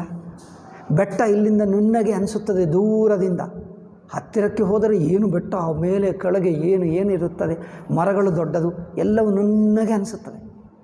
ಅದು ಅನಿಸಿಕೆನೇ ಹೊರತು ಅಲ್ಲೇನಿಲ್ಲ. ಹಾಗೆ ಇದು ಪ್ರಪಂಚ ಅನಿಸಿತು ಅಂದರೆ ಪ್ರಮಾತೃ ದೃಷ್ಟಿಗೆ ಅನಿಸುತ್ತದೆ ಅಂದರೆ ಕೇವಲ ಜ್ಞಾನಕ್ಕೆ ಅನಿಸುವುದಲ್ಲ, ಕರ್ಮಗಳು ಅನಿಸಿಕೆನೇ, ಭಕ್ತಿಯು ಭೋಗಗಳು ಅನಿಸಿಕೆಯೇ. ಅದೆಲ್ಲ ಆಯಾ ಸಂದರ್ಭದಲ್ಲಿ ಕರ್ಮಗಳು, ಸುಖ ದುಃಖಾದಿ ಅನುಭವಗಳು, ಪದಾರ್ಥ ಜ್ಞಾನಗಳು ಎಲ್ಲವೂ ಆಗುತ್ತಾ ಇವೆ. ಯೋಚನೆ ಇದೆ, ಸಂಕಲ್ಪಗಳಿವೆ, ಕರ್ಮಗಳಿವೆ, ಅವೆಲ್ಲವೂ ಒಂದು ಅವಸ್ಥಾ ಮಾತ್ರ. ಆ ಮಟ್ಟಕ್ಕೆ ಎಲ್ಲ ಕರ್ಮಫಲ ನಡೆಯುವುದಾಗಿದ್ದರೂ ಒಟ್ಟು ಅವಸ್ಥೆ ನೋಡಿದ್ದರೆ ಅದೆಲ್ಲ ಸುಮ್ಮನೆ ಅನಿಸಿಕೆ, ಒಟ್ಟು ಅವಸ್ಥೆನೇ ಅನಿಸಿಕೆ ಅಲ್ಲವೇ? ಬೌದ್ಧರಿಗೆ ನಮಗೆ ವ್ಯತ್ಯಾಸ ಏನೆಂದರೆ, ಬೌದ್ಧರೇನು ಹೇಳ್ತಾರೆ, ಪ್ರಮಾತೃವಿಗೆ ಅವಸ್ಥೆ ಒಳಗೆ, ಕನಸಿನ ಅವಸ್ಥೆ ಆಗಲಿ ಎಚ್ಚರ ಅವಸ್ಥೆ ಆಗಲಿ, ಅವಸ್ಥೆಯಲ್ಲಿರುವ ಜ್ಞಾತೃವಿಗೆ ಜ್ಞೇಯ ಮಿಥ್ಯ ಹೇಳ್ತಾರೆ. ಪ್ರಮಾತೃವಿಗೆ ಪ್ರಮಾಣ ಮಿಥ್ಯ, ಪ್ರಮೇಯ ಮಿತ್ರ, ಕರ್ತಕ್ಕೆ ಕರ್ಮಗಳು ಮಿಥ್ಯ ಹೇಳ್ತಾರೆ, ಭೋಕ್ತಕ್ಕೆ ಭೋಗ್ಯಗಳು ಮಿಥ್ಯ ಹೇಳ್ತಾರೆ. ನಾವು ಕರ್ತಕ್ಕೆ ಕರ್ಮ ಮಿಥ್ಯ ಹೇಳಲಿಲ್ಲ, ಕರ್ತಕ್ಕೆ ಕರ್ಮ ವಿದ್ಯೆ ಇದೆ, ಜ್ಞಾತೃವಿಗೆ ಜ್ಞೇಯ ವಿದ್ಯೆ ಇದೆ, ಭೋಕ್ತಕ್ಕೆ ಭೋಗ್ಯ ವಿದ್ಯೆ ಇದೆ. ಮಿಥ್ಯ ಹೇಳಿದ್ದು ಭೋಕ್ತ ಭೋಗ್ಯ ಎರಡು ಸೇರಿಸಿ, ಕರ್ತ ಕರ್ಮ ಎರಡು ಸೇರಿಸಿ, ಜ್ಞಾತೃಜ್ಞೇಯ ಎರಡು ಸೇರಿಸಿ, ಇವೆಲ್ಲ ಸೇರಿಸಿ ಒಟ್ಟವಸ್ಥೆ ಸೇರಿಸಿ ಸಾಕ್ಷಿ ಮಟ್ಟಕ್ಕೆ ಮಿಥ್ಯ. ವ್ಯತ್ಯಾಸ ನಮ್ಮದು ಪಾರಮಾರ್ಥಿಕ ಮಿಥ್ಯ, ವ್ಯಾವಹಾರಿಕ ಅಲ್ಲ. ವ್ಯವಹಾರದಲ್ಲಿ ಕಂಡು ಬರ್ತಾನೆ. ಬೌದ್ಧರು ಏನು ಹೇಳ್ತಾರೆ, ವ್ಯಾವಹಾರಿಕವೇ ಇಲ್ಲ ಅಂದರೆ ಏನು? ಜ್ಞಾತೃವಿಕೆ ಇಲ್ಲ. ಜ್ಞಾತೃವಿಕೆ ಜ್ಞೇಯವನಿಸುವುದು ಸುಮ್ಮನೆ ಅನಿಸುತ್ತದೆ, ಜ್ಞೇಯವಿಲ್ಲವೇ ಇಲ್ಲ. ಜ್ಞೇಯವಿಲ್ಲದೆ ಜ್ಞೇಯ ಅನಿಸುತ್ತದೆ. ನೋಡಿ, ಜ್ಞೇಯವು ಜ್ಞಾತೃ ಎಷ್ಟಿರುತ್ತಾನೋ ಜ್ಞೇಯವಷ್ಟೇ ಇರುತ್ತಾನೆ. ನಾವು ಹೇಳಿದ್ದು, ಅದ್ವೈತಿಗಳು ಹೇಳಿದ್ದು, ಜ್ಞಾತೃ ಸಬ್ಜೆಕ್ಟ್ ಎಷ್ಟಿರುತ್ತದೋ ಆಬ್ಜೆಕ್ಟ್ ಅಷ್ಟೇ ಇರುತ್ತದೆ. ಸಬ್ಜೆಕ್ಟ್ ಆಬ್ಜೆಕ್ಟ್ ಒಂದೇ ಮಟ್ಟ. ಜ್ಞಾತೃವಿರುವವರೆಗೂ ಜ್ಞೇಯವಿರುತ್ತದೆ, ಕರ್ತ ಇರುವವರೆಗೂ ಕರ್ಮ ಇರುತ್ತದೆ, ಭೋಕ್ತ ಇರುವವರೆಗೂ ಭೋಗ ಇರುತ್ತದೆ. ಕರ್ತ ಕರ್ಮ ಜ್ಞಾತೃ ಜ್ಞೇಯ ಇದೆಲ್ಲ ಒಂದೇ ಮಟ್ಟ, ಎರಡೂ ಒಂದೇ ಮಟ್ಟ. ಎಚ್ಚರಗೊಂಡರೆ ಪಾರಮಾರ್ಥಿಕ ದೃಷ್ಟಿಗೆ ಎರಡೂ ಹೋಗುತ್ತವೆ.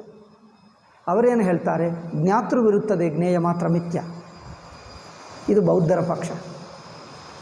ಈ ವ್ಯತ್ಯಾಸ ನೋಡದೆ ನೀವೆಲ್ಲ ಬೌದ್ಧರು, ನೀವು ಪ್ರಚ್ಛನ್ನ ಬೌದ್ಧರು, ನೀವು ಮಾರುವೇಷದ ಬೌದ್ಧರು, ಹಿಡನ್ ಬೌದ್ಧರು, ಕ್ರಿಪ್ಟೋ ಬುದ್ಧಿಸ್ಟ್, ಇಂಗ್ಲೀಷ್ನಲ್ಲಿ ಹೇಳ crypto Buddhist, hidden Buddhist, disguised Buddhist, ಈಗ ಇಂಥದ್ದು ಏನೋ ಅಪ್ಪ, ಇದು ಅವರು ಹೇಳುವ ಪದ್ಧತಿ.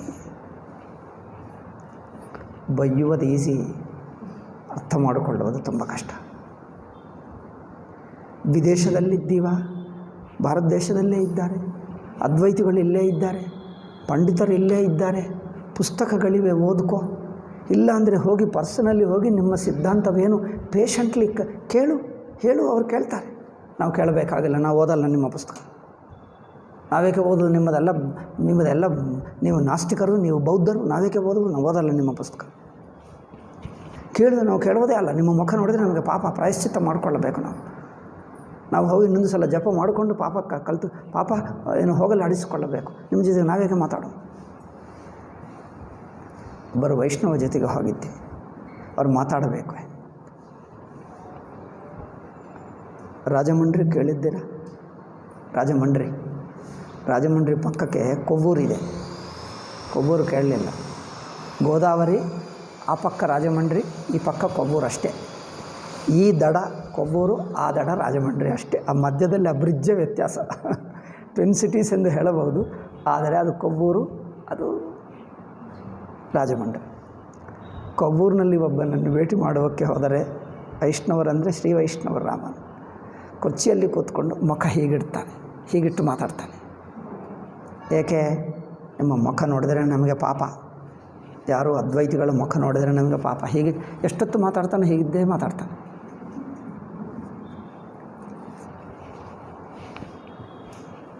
ಇವೇನು ಅಂದ್ಕೊಳ್ತಾರೆ? ಎಲ್ಲ ದೊಡ್ಡದು ಅಂದ್ಕೊಳ್ತಾರೆ. ಅಯ್ಯೋ, ಎಷ್ಟೋ ಬೈಗಳು, ಎಷ್ಟೋ ಅಪಮಾನಗಳು ಎಲ್ಲ ನೋಡಿದ್ದೀವಿ, ಎಲ್ಲ ನಡೆಯುತ್ತಾನೆ ಇರ್ತದೆ.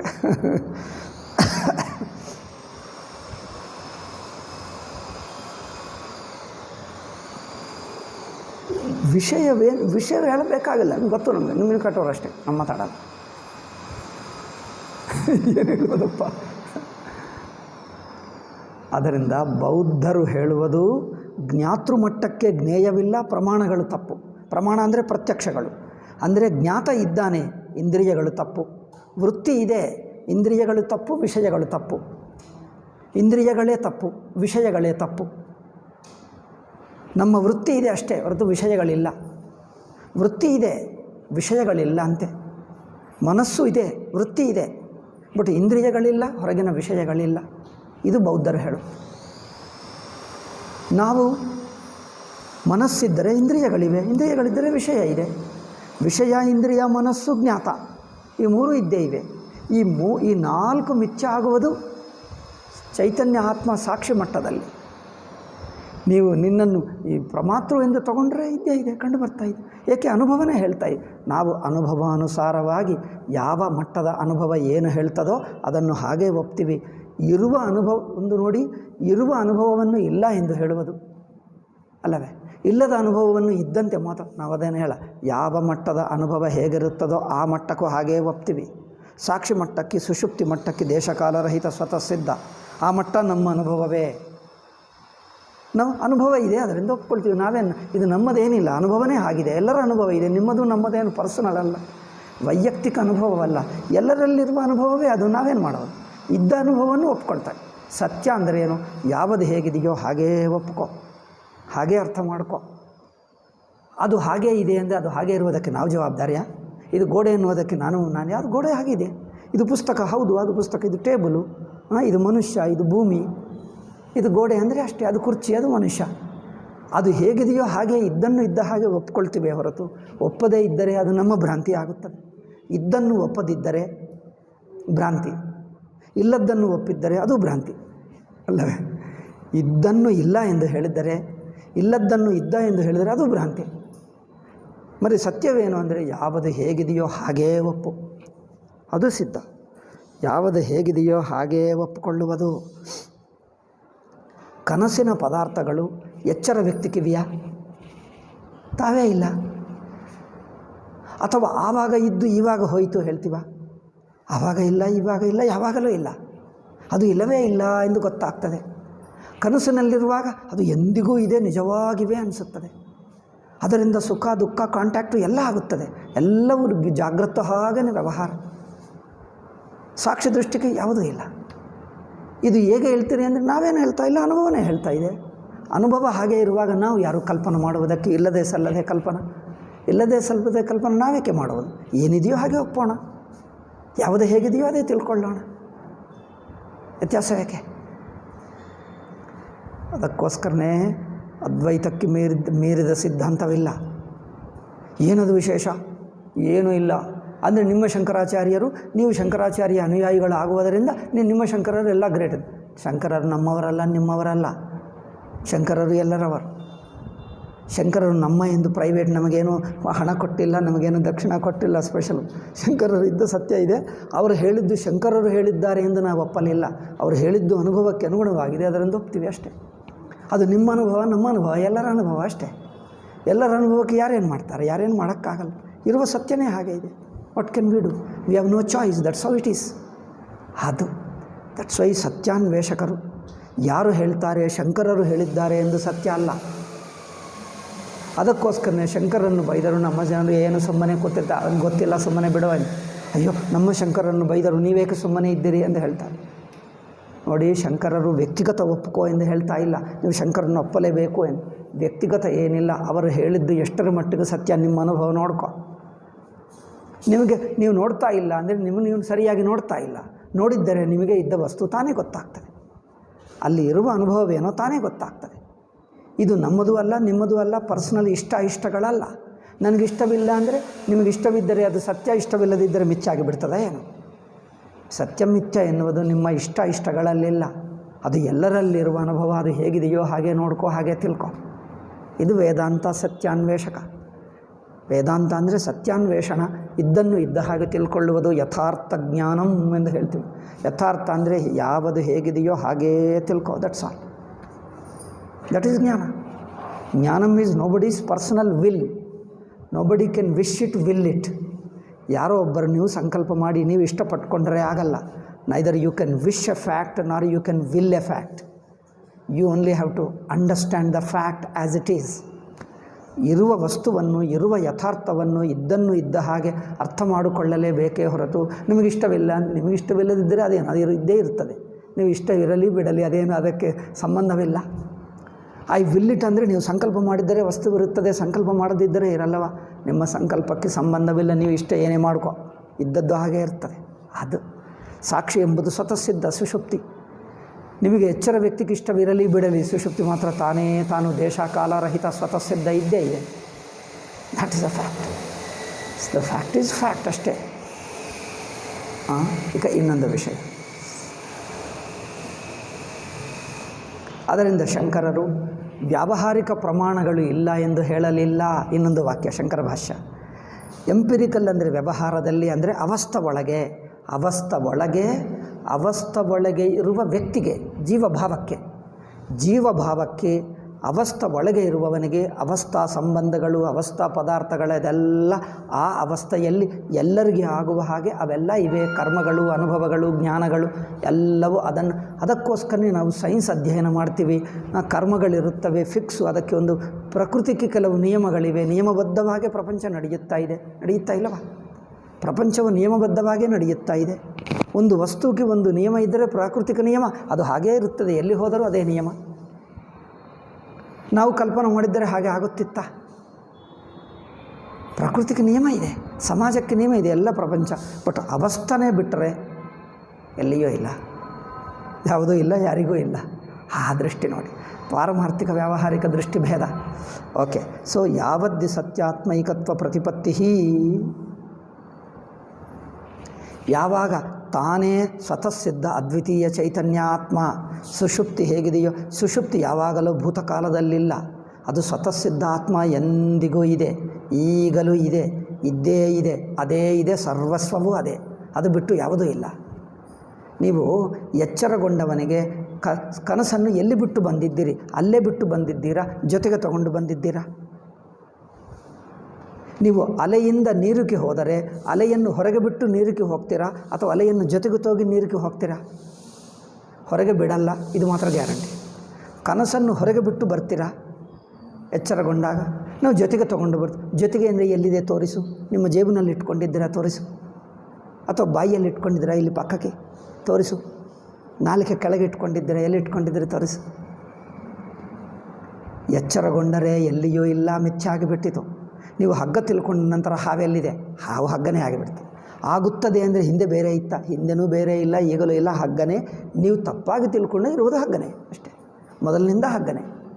ಹಾಗೆ ಕನಸೆಲ್ಲ ಸಾಕ್ಷಿ ಸ್ವರೂಪ ಸುಷುಪ್ತಿ ಆಗಿಬಿಡ್ತದೆ. ಆಗುತ್ತದೆ ಅಲ್ಲ, ಮೊದಲಿನಿಂದ ಇದ್ದನ್ನು ಈಗ ತಿಳ್ಕೊಳ್ತಾ ಇದ್ದೀವಿ. ಈಗ ಹೊಸದೇನಾಗುವುದಿಲ್ಲ. ಆದ್ದರಿಂದ ಕನಸು ಹೊರಗೆ ಬಿಟ್ಟು ಬಂದಿದ್ದೀರಾ, ಒಳಗೆ ತಗೊಂಡು ಹೋಗುತ್ತೀರಾ. ಹೊರಗೆ ಬಿಟ್ಟಿಲ್ಲ, ಒಳಗೆ ತಗೊಂಡು ಹೋಗುವುದಿಲ್ಲ. ಏಕೆ? ಆ ಸುಷುಪ್ತಿ ಆಗಿದೆ. ಮೊದಲಿನಿಂದಲೂ ಒಂದೇ ಒಂದು ಅದ್ವಿತೀಯ ಚೈತನ್ಯವಾಗಿದೆ. ಇದು ನೋಡಿ ಅದ್ವೈತಿಗಳ ಪ್ರಕ್ರಿಯೆ. ಇದು ಸೂಕ್ಷ್ಮವಾಗಿ ನಿಧಾನವಾಗಿ ಒಂದೊಂದು ಪಾಯಿಂಟ್ ವಿಚಾರ ಮಾಡಬೇಕು. ಇದು ವಿಚಾರಶಾಸ್ತ್ರ. ಇದ್ದನ್ನು ಇದ್ದ ಹಾಗೆ ತಿಳ್ಕೊಳ್ಳಬೇಕಷ್ಟೆ. ಮನಸ್ಸು ಪ್ರಿಪೇರ್ ಆಗಬೇಕೇ ಹೊರತು ವಸ್ತುವೇನು ಯಾರೇನು ಮಾಡಬೇಕಲ್ಲ, ಇದ್ದನ್ನು ತಾನೇ ಇದೆ. ಆದ್ದರಿಂದ ಕನಸು ಹಾಗೆ ಎಚ್ಚರದಿಂದ ನೀವು ಸುಷುಪ್ತಿಗೆ ಹೋದರೆ ಅಂದರೆ ಹೋಗುವುದೇನಿಲ್ಲ. ಯಾರು ಹೋಗ್ತಾರೆ? ಎಚ್ಚರ ವ್ಯಕ್ತಿ ಹೋಗ್ತಾನ? ಎಚ್ಚರ ವ್ಯಕ್ತಿಯಾಗಿದ್ದುಕೊಂಡು ನೀವು ನಡ್ಕೊಂಡು ಹೋಗುವವರೆಗೆ ಎಚ್ಚರದಲ್ಲೇ ಇರ್ತೀರಿ. ಎಚ್ಚರವೇ ಇಲ್ಲದಿರುವಾಗ ಹೋಗುವುದೇ ಇಲ್ಲ. ನೋಡಿ, ಎಚ್ಚರ ವ್ಯಕ್ತಿ ಎಲ್ಲಿಗೂ ಹೋಗಲ್ಲ. ನೀವು ಎಲ್ಲಿ ಹೋದರೂ ಎಚ್ಚರದಲ್ಲೇ ಇರ್ತಾನೆ. ಈಗ ನೀವು ಸುಷುಪ್ತಿ ಅನುಭವ ದೃಷ್ಟಿಯ ನೋಡಿದ್ದರೆ ಎಚ್ಚರ ತಾನೇ ಇಲ್ಲ. ನಾವು ಎಚ್ಚರ ಬಿಟ್ಟೆ ಅಂದರೆ ಬಿಡುವುದಕ್ಕೇನಿದೆ? ತಾನೇ ಇಲ್ಲ. ನೀವು ಎಚ್ಚರ ಬಿಟ್ಟಿದ್ದೇನೆ ಎಂದು ಬಿಡುವುದು ಯಾರಾದರೂ ನೋಡಿದ್ದಾರೆ? ಅನುಭವದಲ್ಲಿತ್ತ? ನಾನೀಗ ಎಚ್ಚರ ಬಿಟ್ಟೆ, ಈಗ ಬಿಡ್ತಾ ಇದ್ದೀನಿ, ಅರ್ಧ ಬಿಟ್ಟೆ, ಈಗ ಪೂರ್ತಿ ಬಿಟ್ಟೆ, ಈಗ ನಾನು ಇಲ್ಲಿಗೆ ಬಂದೆ ಅಂತ ಯಾರಿಗಾದರೂ ಅನಿಸಿತಾ? మరి ಬಿಡುವುದೇನು? ಸುಷುಪ್ತಿ ಅನುಭವ ನೋಡಿಕೊಂಡು ಬಿಟ್ಟಿದ್ದೇವೆ ಎಂದು ಹೇಳ್ತೀವಿ ಅಷ್ಟೇ. That is a way of telling. ಅದು ಹೇಳುವ ಬಗೆ. ಆದರೆ ಸುಷುಪ್ತಿ ಅನುಭವಕ್ಕೆ ಎಚ್ಚರ ತಾನೇ ಇಲ್ಲ. ಆ ತಾನೇ ಇಲ್ಲ ಎನ್ನುವುದನ್ನು ಬಿಟ್ಟಿದ್ದೇವೆ ಎಂದು ಹೇಳ್ತೀವಿ. ಬಿಟ್ಟಿದ್ದೇವೆ ಎನ್ನುವುದು ಪ್ರಕ್ರಿಯೆ, ಅನುಭವ ಮಾತ್ರ ತಾನೇ ಇಲ್ಲ. ವ್ಯತ್ಯಾಸ ನೋಡಿ. ಜಾಗೃತನ್ನು, ಇಡೀ ಜಾಗೃತ ವಸ್ತುವನ್ನು ಬಿಟ್ಟಿದ್ದೇವೆ. ಇಡೀ ಕನಸನ್ನು ಬಿಟ್ಟಿದ್ದೇವೆ. ಎಚ್ಚರಗೊಂಡಾಗ ಬಿಟ್ಟಿದ್ದೇವೆ ಎಂದು ನೀವು ಬಿಡುವುದು ನೋಡಿದ್ದೀಯಾ? ಸ್ವಲ್ಪ ಈಗ ಬಿಡ್ತಾ ಇದ್ದೀನಿ, ಈಗ ಬಾಗಿಲಿಗೆ ಬಂದೆ, ಹೊರಗೆ ಬಂದೆ, ಹೆಜ್ಜೆ ಇಟ್ಟೆ ಎಂದು ಎಲ್ಲಾದರೂ ಆಯಿತಾ? ಕನಸಿನಿಂದ ನೀವು ಯಾವ ಡೋರ್ನಿಂದ ಹೆಜ್ಜೆ ಹೊರಗೆ ಇಟ್ಟು ಎಚ್ಚರದಲ್ಲಿ ಬಿಟ್ಟು ಬಂದಿದ್ದೀರಿ? ತೋರಿಸ ಜಾಗ ನೋಡಿ. ಎಚ್ಚರದಲ್ಲಿ ಈ ಕಾರ್ನರ್ಗೆ ದಕ್ಷಿಣ ಕಾರ್ನರ್ನಲ್ಲಿ ಇಲ್ಲಿಂದ ನಾನು ಕನಸಿನಿಂದ ಬಂದೆ, ಆ ಜಾಗ ತೋರಿಸಿ. ಎಲ್ಲಿಂದ ಬಂದಿದ್ದೀರಿ? ಕನಸಿನಿಂದ ಯಾವ ಬಾಗಿಲಿನಿಂದ ಎಚ್ಚರಕ್ಕೆ ಬಂದಿದ್ದೀರಿ? ಅದಕ್ಕೇನಾದರೂ ಲಿಂಕ್ ಇದೆಯಾ? ಏಕೆ? ಇಲ್ಲವೇ ಇಲ್ಲ. ಕನಸೆಂಬುದು ಎಚ್ಚರ ದೃಷ್ಟಿಗೆ ತಾನೇ ಇಲ್ಲ ಅಷ್ಟೇ. ಅಂದರೆ ತಾನೇ ಇಲ್ಲ ಎಂಬುದನ್ನು ಬಿಟ್ಟು ಬಂದಿದ್ದೇವೆ, ಇದೆಲ್ಲ ಹೇಳುವ ಬಗೆ. ಬಿಟ್ಟಿದ್ದೇವೆ ಅಂದರೆ ಅಲ್ಲೇನೋ ಇದೆ ಅಂದ್ಕೊಳ್ತಾರೆ. ಬಿಟ್ಟಿದ್ದೀವ? ಎಲ್ಲಿ ಬಿಟ್ಟಿದ್ದೀವಿ? ತೋರಿಸು. ಆವಾಗ ಬಿಟ್ಟೆ ಅಪ್ಪ. ಅಯ್ಯೋ, ಆವಾಗ ತೋರಿಸಬೇಕಪ್ಪ, ಒಂದು ಕ್ಯಾಮರಾ ಫೋಟೋ ಆದರೆ ತೆಗಿಬೇಕಿತ್ತು, ನಾನು ನೋಡುತ್ತಿದ್ದೆ. ಯಾರೂ ಬಿಟ್ಟಿಲ್ಲ. ಏಕೆ? ಬಿಡುವುದೆಂಬ ಮಾತು ಪ್ರಕ್ರಿಯೆವೇ ಹೊರತು ಅನುಭವದಲ್ಲಿಲ್ಲ. ಅನುಭವದಲ್ಲಿ ನೀವು ಸುಷುಪ್ತಿ ಆಗಿದ್ದೀವಿ ಅಷ್ಟೇ. ಸುಷುಪ್ತಿ ಅನುಭವಕ್ಕೆ ಇದು ಬಿಟ್ಟು ಏನಿಲ್ಲ ಅಷ್ಟೇ. ಆದ್ದರಿಂದ ಸುಷುಪ್ತಿ ಅನುಭವ ದೃಷ್ಟಿಗೆ ಬೇರೆಯದು ಯಾವುದಿಲ್ಲ. ಅದರಿಂದ ಬಿಟ್ಟಿದ್ದೇವೆ ಎನ್ನುವುದು ಪ್ರಕ್ರಿಯೆ. ಎಚ್ಚರವೂ ಹಾಗೆ. ನೀವು ಎಚ್ಚರದಿಂದ ಸುಷುಪ್ತಿಗೆ ಹೋದರೆ ಎಚ್ಚರ ಬಿಟ್ಟು ಬಂದಿದ್ದೀಯಾ? ಬಿಟ್ಟು ಅಂದರೆ ನೀವಿಲ್ಲಿ ಮಲಗಿರುವಾಗಲೇ ಎಚ್ಚರ ಇರುತ್ತದೆ ಪಕ್ಕಕ್ಕೂ. ಅಂದರೆ ಅರ್ಥವೇನು? ನೀವು ಒಂದು ಪಕ್ಕ ಎಚ್ಚರ ಎನ್ನುವುದು ಕನಸೆ, ಅಂದರೆ ನೋಡುವುದೇ ಕನಸಲ್ಲವೇ? ಅಂದರೆ ನೀವು ಎಚ್ಚರ ನೋಡುವುದು, ಮಲ್ಕೊಳ್ಳುವುದು ಎರಡೂ ಒಟ್ಟಿಗೆ ಮಾಡ್ತೀರಾ? ಒಂದು ಪಕ್ಕ ಎಚ್ಚರದಲ್ಲಿರುತ್ತಾ, ಒಂದು ಪಕ್ಕ ಮಲ್ಕೊಳ್ತಾ, ಎರಡೂ ಮಾಡ್ತೀರಾ? ನೀವು ಎಚ್ಚರದಲ್ಲಿದ್ದರೆ ನಿದ್ದೆ ಆಗಲ್ಲ, ನಿದ್ದೆಯಲ್ಲಿದ್ದರೆ ಎಚ್ಚರ ಇಲ್ಲವೇ ಇಲ್ಲ. ಆದ್ದರಿಂದ ಎಚ್ಚರ ಎಲ್ಲಿ ಬಿಟ್ಟಿದ್ವಿ? ಇಲ್ಲಿ ಅಂದರೆ ಎಲ್ಲಿ ಬಿಟ್ಟಿದ್ದೇವೆ ಆ ಪ್ರಶ್ನೆ ಮಾಡುವವನೇ ಇಲ್ಲ. ಪ್ರಪಂಚ ಇಲ್ಲ, ಪ್ರಶ್ನೆ ಇಲ್ಲ, ಉತ್ತರ ಬೇಕಾಗಿಲ್ಲ. ಸುಷುಪ್ತಿಯಲ್ಲಿದ್ದೀವಿ. ಈಗ ಪ್ರಶ್ನೆ ಹೇಳು. ಯಾರಿಗೆ ಹೇಳಬೇಕು? ಯಾರು ಹೇಳಬೇಕು? ಪ್ರಶ್ನೆ ಯಾರು ಹೇಳಬೇಕು? ಯಾರಿಗೆ ಕೇಳಬೇಕು? ಯಾರು ಕೇಳಬೇಕು? ಪ್ರಶ್ನೆನೇ ಇಲ್ಲ, ಕೇಳುವರು ಇಲ್ಲ. ಯಾರಿಗೆ ಕೇಳ್ತೀವೋ ಅವನೂ ಇಲ್ಲ. ಆದ್ದರಿಂದ ಸುಷುಪ್ತಿ ಅನುಭವ ದೃಷ್ಟಿಗೆ ಜಾಗೃತ ಪ್ರಪಂಚವನ್ನು ಹೊರಗೆ ಬಿಟ್ಟಿಲ್ಲ, ಒಳಗೆ ತೊಗೊಂಡು ಹೋಗಿಲ್ಲ. ಒಳಗೆ ಅಂದರೆ ಎಲ್ಲಿ? ಸುಷುಪ್ತಿಯಲ್ಲಿ ಒಳಗೆ ಎಲ್ಲಿಯಾದರೂ ಇಟ್ಕೊಂಡಿದ್ದೀವ? ಅಲ್ಲವೇ? ಬ್ಯಾಗ್ ತೊಗೊಂಡು ಬಂದು ಅಲ್ಲಿ ಹಾಕಿಬಿಟ್ಟು ಟೇಬಲ್ ಮೇಲೋ ಎಲ್ಲೋ ಹಾಕಿಬಿಟ್ಟು ಮಲ್ಕೊಳ್ತೀವಿ. ಎಚ್ಚರ ನೋಡಿದ್ರೆ ಅಲ್ಲೇ ಇರುತ್ತದೆ ಬ್ಯಾಗ್. ಮತ್ತು ಎಲ್ಲ ಬಿಚ್ಚಿದ್ದರೆ ಜಾಗೃತ ಎಲ್ಲ ಕಂಡು ಬರ್ತದೆ, ಹಾಗಿರುತ್ತದೆ. ತೊಗೊಂಡು ಹೋಗಿ ಸುಷುಪ್ತಿಯಲ್ಲಿ ಪಕ್ಕಕ್ಕೆ ಇಟ್ಕೊಂಡಿದ್ದೀಯಾ? ನೀವು ಹಾವಿನಿಂದ ಹಗ್ಗಕ್ಕೆ ಹೋದರೆ ಹಾವನ್ನು ಪಕ್ಕಕ್ಕೆ ಇಟ್ಕೊಳ್ತೀರಾ? ಎಲ್ಲಿಯಾದರೂ ಹಗ್ಗದಲ್ಲಿ ಹಗ್ಗ ಕೇಳ್ತಾ ಏನು ಹಾವು ಕಂಡು ಬಂತೆ, ಎಲ್ಲಿಟ್ಕೊಂಡಿದ್ದೆ ಅಂದರೆ ಈಗ ಇಲ್ಲ. ಹೌದು, ಎಲ್ಲಿಟ್ಟಿದ್ದೀವಿ ಅಂತ ಜೇಬಿನಲ್ಲಿದೆ, ಈಗ ತೋರಿಸಲ್ಲ ಹೇಳ್ತಾರೆ. ಅಲ್ಲಿದೆಯೇ? ಸುಮ್ಮನೆ ಆ ದೃಷ್ಟಿಗೆ ಅನಿಸಿತು, ಈ ದೃಷ್ಟಿಗೆ ತಾನೇ ಇಲ್ಲ. ಆ ದೃಷ್ಟಿಗೆ ಅನಿಸುತ್ತದೆ, ಈ ದೃಷ್ಟಿಗಿಲ್ಲ. ಎಚ್ಚರ ದೃಷ್ಟಿಗೆ ಎಚ್ಚರ, ಕನಸಿನ ದೃಷ್ಟಿಗೆ ಕನಸು ಅನಿಸುತ್ತದೆ. ಕನಸು ಇಲ್ಲದ ದೃಷ್ಟಿಗೆ ತಾನೇ ಇಲ್ಲ. ಎಚ್ಚರ ದೃಷ್ಟಿಗೆ ಎಚ್ಚರ ಅನಿಸುತ್ತದೆ, ಸುಷುಪ್ತಿ ದೃಷ್ಟಿಗೆ ತಾನೇ ಇಲ್ಲ ಅಷ್ಟೇ. ಅನುಭವನೇ ಹೇಳ್ತಾ ಇದ್ದಾರೆ. ಎಚ್ಚರ ದೃಷ್ಟಿಗೆ ತಾನೇ ಇಲ್ಲ, ಇಲ್ಲ ಎಂಬುದು ಇಲ್ಲ ಅಲ್ಲವೇ? ಎಚ್ಚರವಿಲ್ಲ, ಇಲ್ಲ ಎಂಬ ಹೇಳುವುದಕ್ಕೆ ಎಚ್ಚರಣೆ ಬೇಕು, ಅದು ಇಲ್ಲ. ಅದರಿಂದ ಎಚ್ಚರವಿಲ್ಲ, ಇಲ್ಲ ಎಂದು ಹೇಳುವರೂ ಇಲ್ಲ ಇಲ್ಲ ಎಂದು ಹೇಳುವರೂ ಇಲ್ಲ, ತಾನೇ ತಾನು ಅದ್ವೈತ.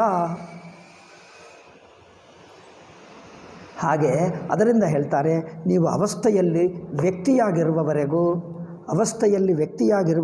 ಯಾವದ್ದಿ ಸತ್ಯಾತ್ಮೈಕತ್ವ ಪ್ರತಿಪತ್ತಿ, ಅದ್ವಿತೀಯ ಆತ್ಮ ಒಂದೇ ಎಂದು ಸುಷುಪ್ತಿ ಸ್ವರೂಪವನ್ನು ತಿಳಿಯುವವರೆಗೂ, ಸುಷುಪ್ತಿ ಸ್ವರೂಪಕ್ಕೆ ಎಚ್ಚರಗೊಳ್ಳುವುದು ಅಂದರೆ ತಿಳ್ಕೊಳ್ಳುವುದು, ಅನುಭವದಲ್ಲಿ ತಿಳ್ಕೊಳ್ಳುವವರೆಗೂ ಪ್ರಮಾಣ ಪ್ರಮೇಯ ಲಕ್ಷಣೇಶು ವಿಕಾರೇಶು ಅನೃತತ್ವ ಬುದ್ಧಿರ್ನ ಕಸ್ಯಚಿದ್ ಉಪಪದ್ಯತೆ.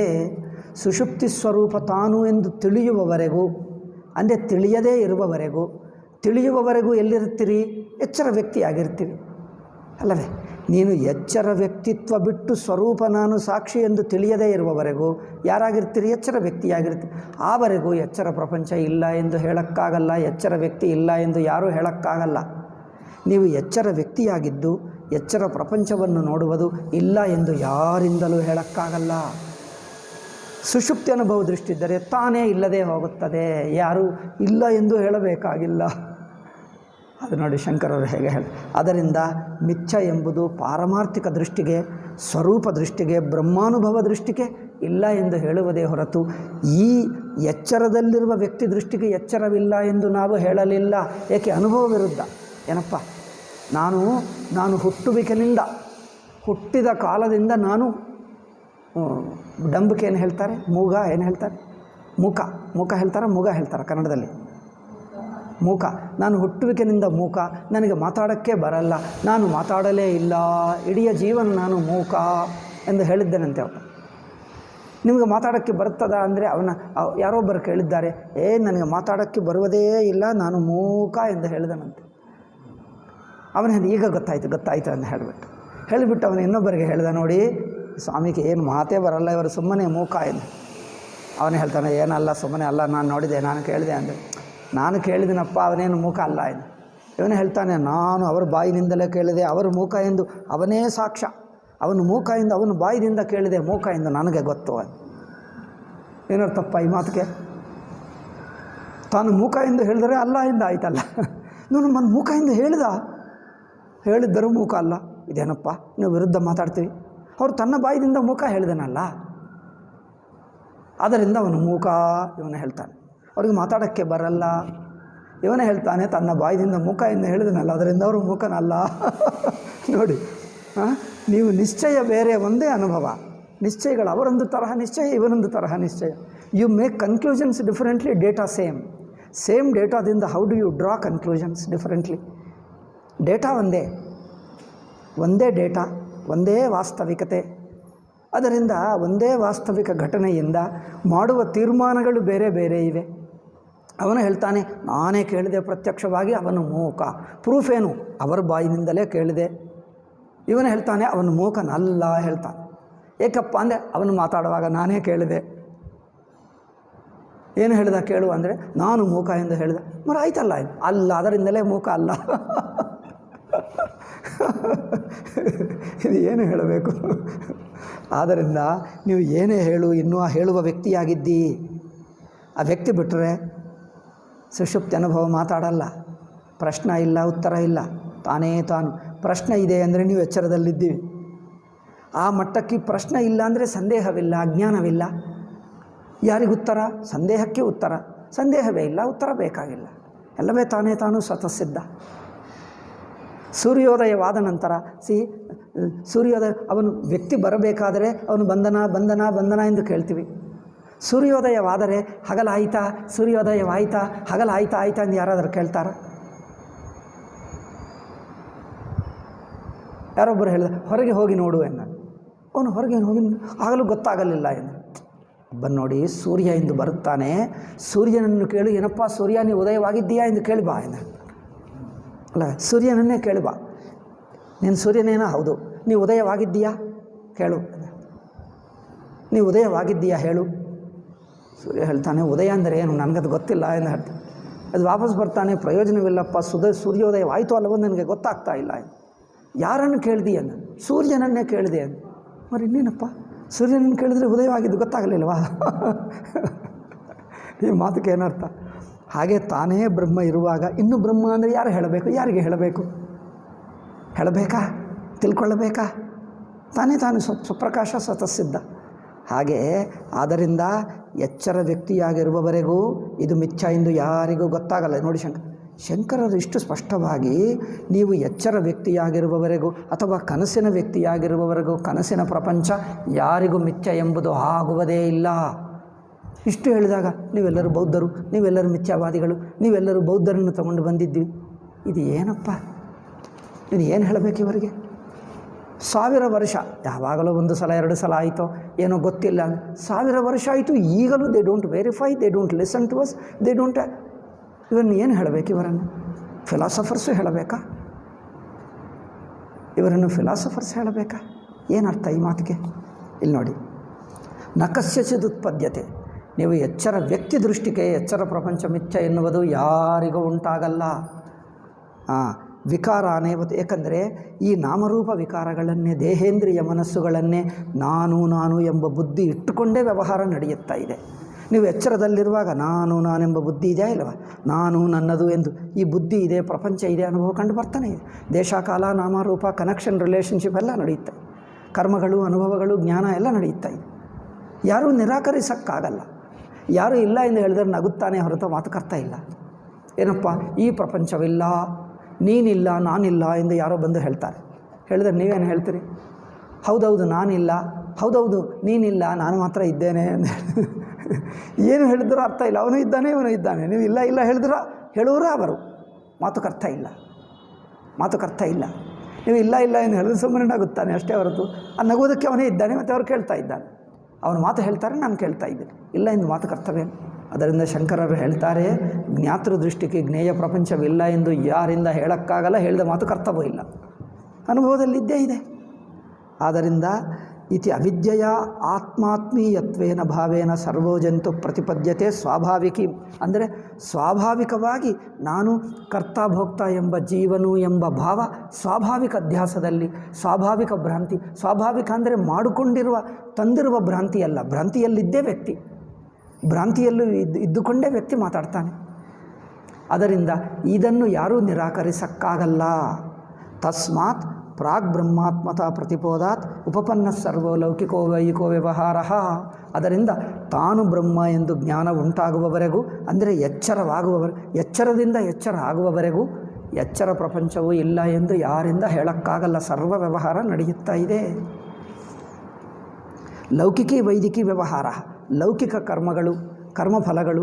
ವೈದಿಕ ಕರ್ಮಗಳಂದರೆ ಶಾಸ್ತ್ರೋಕ್ತ ಕರ್ಮಗಳು, ಯಜ್ಞ ಯಾಗ ಪೂಜಾ ಪಾರಾಯಣ, ಇದೆಲ್ಲ ಸಾಧನಗಳು, ಶಾಸ್ತ್ರೋಕ್ತ ಸಾಧನಗಳು. ಇದಕ್ಕೆ ಪುಣ್ಯ ಪಾಪಗಳು, ಸ್ವರ್ಗಾದಿ ನರಕಗಳು ಇವು ಯಾವುದೂ ಇಲ್ಲ, ಪುನರ್ಜನ್ಮಗಳು ಇಲ್ಲ ಎಂದು ಯಾರೂ ಹೇಳೋಕ್ಕಾಗಲ್ಲ.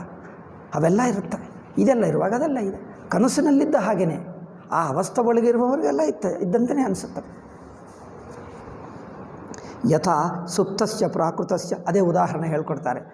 ಅಂದರೆ ಸಾಮಾನ್ಯ ಜನರು ಕನಸಿನಲ್ಲಿದ್ದರೆ ಕನಸಿನಲ್ಲಿ ಆಗುವ ಘಟನೆಗಳು ಯಾವುದೂ ನಡೆಯಲಿಲ್ಲ ಎಂದು ಕನಸಿನಲ್ಲಿರುವವನು ಹೇಳ್ತಾನ? ಹೇಳಲ್ಲ. ಸ್ವಪ್ನೆ ಉಚ್ಚಾವಚಾನ್ ಭಾವಾನ್ ಪಶ್ಯತಃ. ಅಲ್ಲಿರುವ ಎಲ್ಲ ಬಗೆ ವಸ್ತುಗಳು ನೋಡ್ತಾನೆ, ಬಗೆ ಘಟನೆಗಳು ಎಲ್ಲ ನೋಡ್ತಾನೆ. ಆದರೆ ನಿಶ್ಚಿತಮೇವ ಪ್ರತ್ಯಕ್ಷಾಭಿಮತಂ ವಿಜ್ಞಾನಂ ಭವತಿ ಪ್ರಾಕ್ ಪ್ರಬೋಧಾತ್. ಕನಸಿನಿಂದ ಎಚ್ಚರ ಆಗುವವರೆಗೂ ಕನಸೆಲ್ಲ ಎಚ್ಚರಣೆ ಅನಿಸುತ್ತದೆ. ಈ ಶಂಕರ ಮಾತು ನೋಡಿ, ಕನಸೆಲ್ಲ ಎಚ್ಚರಣೆ ಅನಿಸುತ್ತದೆ. ಆ ವಿಷಯದಲ್ಲಿ ಯಾರಿಗೂ ಸಂದೇಹವಾಗಲ್ಲ. ಕನಸಿನಲ್ಲಿರುವವರೆಗೂ ಇದು ಎಚ್ಚರಣೆ ಅನಿಸುತ್ತದೆ ಹೊರತು ಇದು ಕನಸು ಎಂದು ಯಾರಿಗೂ ಅನಿಸಲ್ಲ. ಓಕೆ. ನಚ ಪ್ರತ್ಯಕ್ಷ. ಇದು ಸುಮ್ಮನೆ, ಇದು ಕನಸೇ ಸುಮ್ಮನೆ ಎಚ್ಚರ ಹೇಗಾಗುತ್ತದೆ ಎಂದು, ಇದು ಕನಸಾಗಬಹುದು ಎಂದು ಸಂದೇಹವೂ ಬರಲ್ಲ ಯಾರಿಗೆ. ಅಲ್ಲ, ಅಷ್ಟು ಇರುತ್ತದೆ. ಪ್ರತ್ಯಕ್ಷ ಆಭಾಸ ಅಭಿಪ್ರಾಯ ತತ್ಕಾಲೇ ಭವತಿ. ಇದು ಶಂಕರರು ಹೇಳಿದ್ದು. ಟೈಮ್ ಆಯಿತು, ಆದರೂ ಹೇಳಬಹುದಾ? ಇವತ್ತು ಪ್ರಶ್ನೆಗೆ ಟೈಮ್ ಇಲ್ಲ. ಇದೇ ವಿಷಯ ಒಂದು ಕಂಪ್ಲೀಟ್ ಮಾಡಿಬಿಡ್ತೀನಿ. ಒಂದು ಕಂಪ್ಲೀಟ್ ಮಾಡಿಬಿಟ್ರೆ ನಾಳೆ ಇನ್ನೊಂದು ವಿಷಯ ಹೇಳಬಹುದು. ಮೊದಲೇ ಹೇಳ್ತೀನಿ, ನಾಳೆ ಪಾಠ ಇಲ್ಲ. ಮತ್ತೆ ನಾನು ಮರ್ತು ಹೋಗ್ತೀನಿ. ನಾಳೆ ನಾನು ಸ್ವಲ್ಪ ಹೊಳೆನರಸೀಪುರಕ್ಕೆ ಬೆಳಗ್ಗೆ ಹೋಗಿ ಸಂಜೆಗೆ ಬಂದುಬಿಡ್ತೀನಿ. ನನಗೇನೋ ಒಂದೆರಡು ಮುಖ್ಯವಾದ ಪುಸ್ತಕ ಬೇಕಾಯಿತು. ಒಬ್ಬರು ಹೋಗ್ತಾ ಇದ್ದಾರೆ, ನಾನು ಬೆಳಗ್ಗೆ ಹೋಗಿ ಸಂಜೆಗೆ ಬಂದುಬಿಡ್ತೀನಿ. ನಾಳೆ ಒಂದು ದಿವಸ ಇಲ್ಲ, ನಾಡಿದ್ದು ಮತ್ತೆ 10:30ಕ್ಕೂ ಹಿಂದಿನ ಹಾಗೆ ಈ ಪುಸ್ತಕ ಮುಗಿಸುವವರೆಗೆ ಇಲ್ಲೇ ಇರ್ತೀನಿ, ಇಲ್ಲಿ ಹೋಗಲ್ಲ. ಒಂದು ದಿವಸ ಮಾತ್ರ ಹೋಗಿ ಬರ್ತೀನಿ.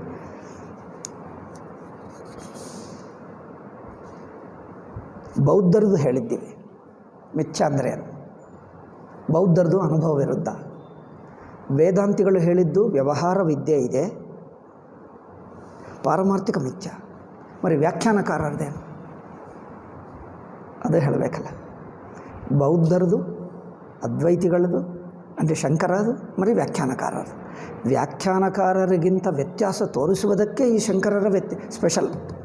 ಈ ಪುಸ್ತಕನೇ ಮಿಸ್ಕನ್ಸೆಪ್ಷನ್ಸ್ ಅಬೌಟ್ ಶಂಕರ ಅಂದರೆ, ಶಂಕರರ ಕುರಿತು ತಪ್ಪು ತಿಳುವಳಿಕೆ ಅಂದರೆ ಕೆಲವರು ಬೌದ್ಧರ ಹಾಗೆ ತಿಳ್ಕೊಂಡರು, ಅದರಿಂದ ಇದು ಮಾಧ್ವರಾಮಾನುಜರ ತಪ್ಪು ತಿಳುವಳಿಕೆ ಅಂದರೆ ಆ ಶಂಕರರನ್ನು ಮಧ್ವರಾಮಾನುಜಾದಿಗಳು ಮುಂತಾದವರು, ಅವರೇ ಅಲ್ಲ ಕೆಲವರು ಇದ್ದಾರೆ, ಅವರು ತಪ್ಪು ತಿಳ್ಕೊಂಡಿದ್ದು ನಾವು ಆ ಬೌದ್ಧರ ಅರ್ಥದಲ್ಲಿ ಮಿಥ್ಯ ಹೇಳಲಿಲ್ಲ ಎಂದು ಸರಿ ಮಾಡಿದ್ದೇವೆ. ಅವರ ತಪ್ಪುವನ್ನು ತಿದ್ದಿದ್ದೇವೆ, ತಿದ್ದುಪಡಿ ಮಾಡಿದ್ದೀವಿ. ಈಗ ವ್ಯಾಖ್ಯಾನಕಾರರು ಏನು ಹೇಳ್ತಾರೆ? ವ್ಯಾಖ್ಯಾನಕಾರರು ಹೇಳೋದೇನೆಂದರೆ, ನೀವು ಪ್ರಪಂಚವನ್ನು ಕೇವಲ ಪ್ರತ್ಯಯ ಎಂದು ಹೇಳಿ, ಅಥವಾ ಇದು ಮುಂದಿನ ಪಾಠನ ಇದೆ 14ನೇ ಇದಲ್ಲವೇ? ಡಿಸ್ಟಿಂಕ್ಟಿವ್ ಫೀಚರ್ ಆಫ್ ಶ್ರುತಿ ಪ್ರಮಾಣನೋ ಬೇರೆ ವಿಷಯ, ಶ್ರುತಿ ಪ್ರಮಾಣ ಹೇಳ್ತಾ ಇದ್ದಾರೆ. ಆಯಿತು, ಇದರಲ್ಲೇ ಹೇಳಬೇಕು. ನಾವು ಒಟ್ಟವಸ್ಥೆಯನ್ನು ಪ್ರತ್ಯಯ ಎಂದು ಹೇಳಿದ್ದೇವೆ. ಪ್ರತ್ಯಯ ಅಂದರೆ ಏನು? ವೃತ್ತಿ ಮಾತ್ರ. ಪ್ರಪಂಚವೆಂಬುದು ಪದಾರ್ಥವ ವೃತ್ಯ? ಮತ್ತು ಆ ಬೌದ್ಧರು ಕೇಳುವ ಪ್ರಶ್ನೆ ಬರುತ್ತದೆ. ನಾವು ಪ್ರಪಂಚವನ್ನು ಪದಾರ್ಥ ಅಂದರೆ ಪದಾರ್ಥ ಯಾರು ಹುಟ್ಟಿಸಿದ್ದಾರೆ ಆಗುತ್ತದೆ. ಪ್ರಪಂಚ ಪದಾರ್ಥ ಎಂದು ಹೇಗೆ ಸಿದ್ಧವಾಗ್ತದೆ? ಒಂದು ಅನುಭವವಾಗ್ತಾ ಇದೆ ಎಲ್ಲ ಇದ್ದಂತೆ, ಬಟ್ ಹೊರಗೆ ಇದೆ ಎಂದು ಯಾರಿಗೆ ಗೊತ್ತು? ಅನಿಸುತ್ತದೆ, ಅನುಭವ ಇದೆ, ಕುರ್ಚಿ ಇದೆ, ಗೋಡೆಗಳಿವೆ, ಅನುಭವ ಅನಿಸುತ್ತದೆ. ಆದರೆ ಪದಾರ್ಥ ಇದೆ ಎಂಬುದು ಅವಸ್ಥೆ ಒಳಗಿನ ವ್ಯಕ್ತಿ ದೃಷ್ಟ್ಯ ಇದ್ದರೆ ಪದಾರ್ಥ ಅನಿಸುತ್ತದೆ, ಬಟ್ ಒಟ್ಟು ಅವಸ್ಥೆ ನೋಡಿದ್ದರೆ ಇದು ಸುಮ್ಮನೆ ಪ್ರತ್ಯಯ, ವೃತ್ತೇ ಹೊರತು ಪದಾರ್ಥ ಇಲ್ಲ. ಒಟ್ಟು ಅವಸ್ಥೆ ನೋಡಿದ್ದರೆ ನೋಡುವ ಜ್ಞಾತೃ, ನೋಡಲ್ಪಡುವ ಜ್ಞೇಯ, ಇದೆಲ್ಲ ಸೇರಿಸಿಕೊಂಡು ಒಟ್ಟು ಪ್ರತ್ಯಯವೇ. ಇದೇ ಮಿಥ್ಯಾ ಪ್ರತ್ಯಯ, ಇದೇ ಅಧ್ಯಾಸ.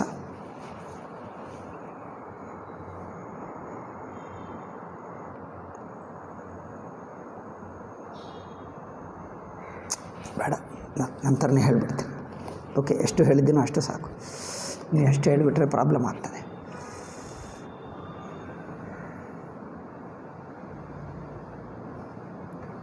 ಒಟ್ಟು ಅವಸ್ಥೆಯನ್ನು ಹೇಳಿದ್ದೇವೆ.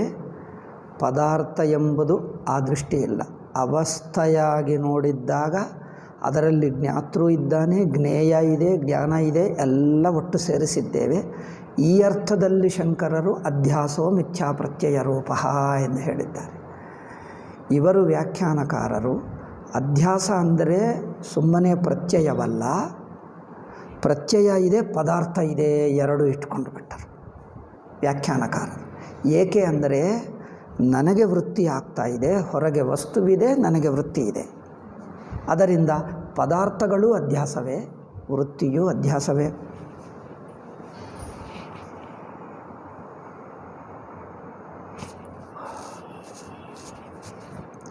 ಆದ್ದರಿಂದ ನಾವು ತಪ್ಪು ತಿಳುವಳಿಕೆ ಅಧ್ಯಾಸ ಆದರೆ ತಪ್ಪು ತಿಳುವಳಿಕೆಗೆ ಸಮಾನವಾಗಿ ತಪ್ಪು ಪದಾರ್ಥ ಇರಬೇಕು ಹೇಳ್ತಾರೆ. ಅದು ಮಿಥ್ಯೆಯೇ. ಮಿಥ್ಯ ಎಂಬುದು ತಪ್ಪು ತಿಳುವಳಿಕೆ ಎಂದು ನಾವು ಹೇಳಿದ್ದೀವಿ. ಶಂಕರರು, ಅವು ಅಂದರೆ ಶಂಕರರು, ಸಚ್ಚಿದಾನಂದ ಸ್ವಾಮಿ. ವ್ಯಾಖ್ಯಾನಕಾರರು ಹೇಳುವುದು ಮಿಥ್ಯ ಅಂದರೆ ತಪ್ಪು ತಿಳುವಳಿಕೆ, ತಪ್ಪು ಪದಾರ್ಥ ಎರಡು ಹೇಳಿದ್ದಾರೆ. ತಪ್ಪು ತಿಳುವಳಿಕೆ, ತಪ್ಪು ಪದಾರ್ಥ. ಅದೇಕಪ್ಪ ಅಂದರೆ ತಪ್ಪು ತಿಳುವಳಿಕೆ ಜೊತೆಗೆ ಸಮಾಂತರವಾಗಿ ತಪ್ಪು ಪದಾರ್ಥ ಇರಬೇಕು. ಅದು ಏಕೆ ಅಂದರೆ ಕಂಡು ಬರ್ತಾ ಇದೆ ಅಲ್ಲವೇ? ಹೌದಪ್ಪ, ಕಂಡು ಬರ್ತಾ ಇದೆ. ಪ್ರಮಾತೃವಿಗೆ ಪ್ರಮೇಯ ಕಂಡು ಬರ್ತಾ ಇದೆ, ಪದಾರ್ಥ ಹಾಗೆ ಅನಿಸುತ್ತಾ ಇದೆ. ನಾವು ಒಟ್ಟು ಅವಸ್ಥೆಯನ್ನು ನೋಡ್ತಾ ಇದ್ದೀವಿ. ಅವರು ಒಟ್ಟು ಅವಸ್ಥೆ ನೋಡಲ್ಲ, ಒಂದೊಂದು ಬಿಡಿಯಾಗಿ ತಗೊಳ್ತಾರೆ. ತಗೊಂಡು ಅವರು ಒಟ್ಟು ಅವಸ್ಥೆ ತಗೊಂಡರು, ಇದು ಪದಾರ್ಥವೇ ಎಂದು ಹೇಳ್ತಾರೆ. ಒಟ್ಟು ಅವಸ್ಥೆ ತಗೊಂಡರೆ ಪದಾರ್ಥ ಇರಲ್ಲ, ವೃತ್ತೇ ಕಂಡು ಬರ್ತದೆ. ಅವರು ಹೇಳ್ತಾರೆ ಒಟ್ಟು ಅವಸ್ಥೆ ತಗೊಂಡರೂ ಇದು ಪದಾರ್ಥವೇ. ಆದ್ದರಿಂದ ಈ ಪದಾರ್ಥವನ್ನು ಯಾರು ಹುಟ್ಟಿಸಿದ್ದಾರೆ? ಇದಕ್ಕೆ ಮೂಲಾವಿದ್ಯ. ಇದಕ್ಕೆ ಒಂದು ಕಾರಣ ಇರುತ್ತದೆ, ಅದು ಮೂಲಾವಿದ್ಯ. ಅದು ಪರಿಣಾಮ ಹೊಂದಿ ಪದಾರ್ಥ ಆಗುತ್ತದೆ. ತಪ್ಪು ತಿಳುವಳಿಕೆ, ತಪ್ಪು ಪದಾರ್ಥ ಎರಡು ಜೊತೆಗೆ ಆಗುತ್ತವೆ. ಇದು ವ್ಯಾಖ್ಯಾನಕಾರ. ಶಂಕರರು, ಸಚ್ಚಿದಾನಂದ ಸ್ವಾಮೀಜಿ ಪ್ರಕ್ರಿಯೆ ಏನೆಂದರೆ ಒಟ್ಟು ಅವಸ್ಥೆ ನೋಡಿದ್ದರೆ ತಪ್ಪು ತಿಳುವಳಿಕೆ, ವ್ಯಕ್ತಿಯಾಗಿ ನೋಡಿದ್ದರೆ ಪದಾರ್ಥ ಅಂತೆ ಅನಿಸುತ್ತದೆ. ಹಾವನ್ನು ನೋಡುವಾಗ ಹಾವು ಒಂದು ಇದೆ ಎಂದು ಅನಿಸುತ್ತದೆ. ಆದರೆ ತಪ್ಪು ತಿಳುವಳಿಕೆ ಕರೆಕ್ಷನ್ ಮಾಡಿದ್ದರೆ ಸಾಕೋ, ಅಥವಾ ತಪ್ಪು ತಿಳುವಳಿಕೆಯನ್ನು ತೆಗೆಯಬೇಕು, ಹಾವನ್ನು ಸಾಯಿಸಿ ಬಿಸಾಕಬೇಕು, ಎರಡೂ ಮಾಡಬೇಕಾ? ಹಾವನ್ನು ಸಾಯಿಸಬೇಕು, ನಮ್ಮ ತಪ್ಪು ತಿಳುವಳಿಕೆಯನ್ನು ತೆಗೆಯಬೇಕು, ಎರಡೂ ತೆಗಿಬೇಕಾ? ತಪ್ಪು ತಿಳುವಳಿಕೆ ಮಾತ್ರ ಸಾಕ? ಅವರು ಹೇಳ್ತಾರೆ ತಪ್ಪು ತಿಳುವಳಿಕೆ ತೆಗೆಯಬೇಕು, ತಪ್ಪು ಪದಾರ್ಥವನ್ನು ನಾಶ ಮಾಡಬೇಕು, ಅದನ್ನು ನಾಶ ಮಾಡಿ. ಇದು ವ್ಯಾಖ್ಯಾನಕಾರರು ಎರಡು ಎಂದಿಟ್ಟುಕೊಂಡರು. ಆದರೆ ನಾವು ಒಟ್ಟು ಅವಸ್ಥೆಯನ್ನು ನೋಡಿದ್ದರೆ ಅದು ವೃತ್ತಿ ಮಾತ್ರ. ಅವಸ್ಥೆ ಒಳಗೆ ಇದ್ದು ವ್ಯಕ್ತಿಯಾಗಿ ಒಂದೊಂದು ಪದಾರ್ಥ ನೋಡುವಾಗ ಒಂದೊಂದು ಪದಾರ್ಥವು ಒಂದೊಂದು ಅನುಭವವೇ, ಹೊರಗೆ ಇದ್ದಂತೆ ಅನಿಸುವ ಅನುಭವ ಅಷ್ಟೇ. ಅದು ಅನುಭವವಾಗುತ್ತಾ ಇದೆ ಹೊರತು ಅಲ್ಲಿ ಇದೆ ಎನ್ನುವುದು ಸಿದ್ಧಪಡಿಸುವುದಕ್ಕೆ ಪ್ರಮಾಣವಿಲ್ಲ. ಅಲ್ಲಿ ಇದೆಯಂತೆ ಅನಿಸುತ್ತದೆ, ಆ ಅನಿಸಿಕೆಯನ್ನಿಟ್ಟುಕೊಂಡು ವ್ಯವಹಾರ ನಡೆಯುತ್ತದೆ ಅಷ್ಟೇ. ಒಟ್ಟು ಅವಸ್ಥೆ ನೋಡಿದ್ದರೆ ವೃತ್ತಿ, ಅದರಿಂದ ಒಟ್ಟು ಅವಸ್ಥೆಯನ್ನೇ ಅಧ್ಯಾಸ ಎಂದು ಹೇಳಿದ್ದೆ. ಆಯ್ತಪ್ಪ, ಹೆಚ್ಚು ಹೇಳಿದರೆ ನಾಳೆ ಗಂಟಲು ನೋವೇ ಆಗ್ತದೆ, ಸಾಕು, ನಾಳೆ ಹೇಳೋಣ. ನಾಡಿದ್ದು, ನಾಳೆ ಇಲ್ಲ, ನಾಡಿದ್ದು. ಓಂ ಶಾಂತಿ ಶಾಂತಿ ಶಾಂತಿ. ಹರಿ ಓಂ ಶ್ರೀ ಗುರುಭ್ಯೋ ನಮಃ. ಹರಿ ಓಂ ತತ್ಸತ್.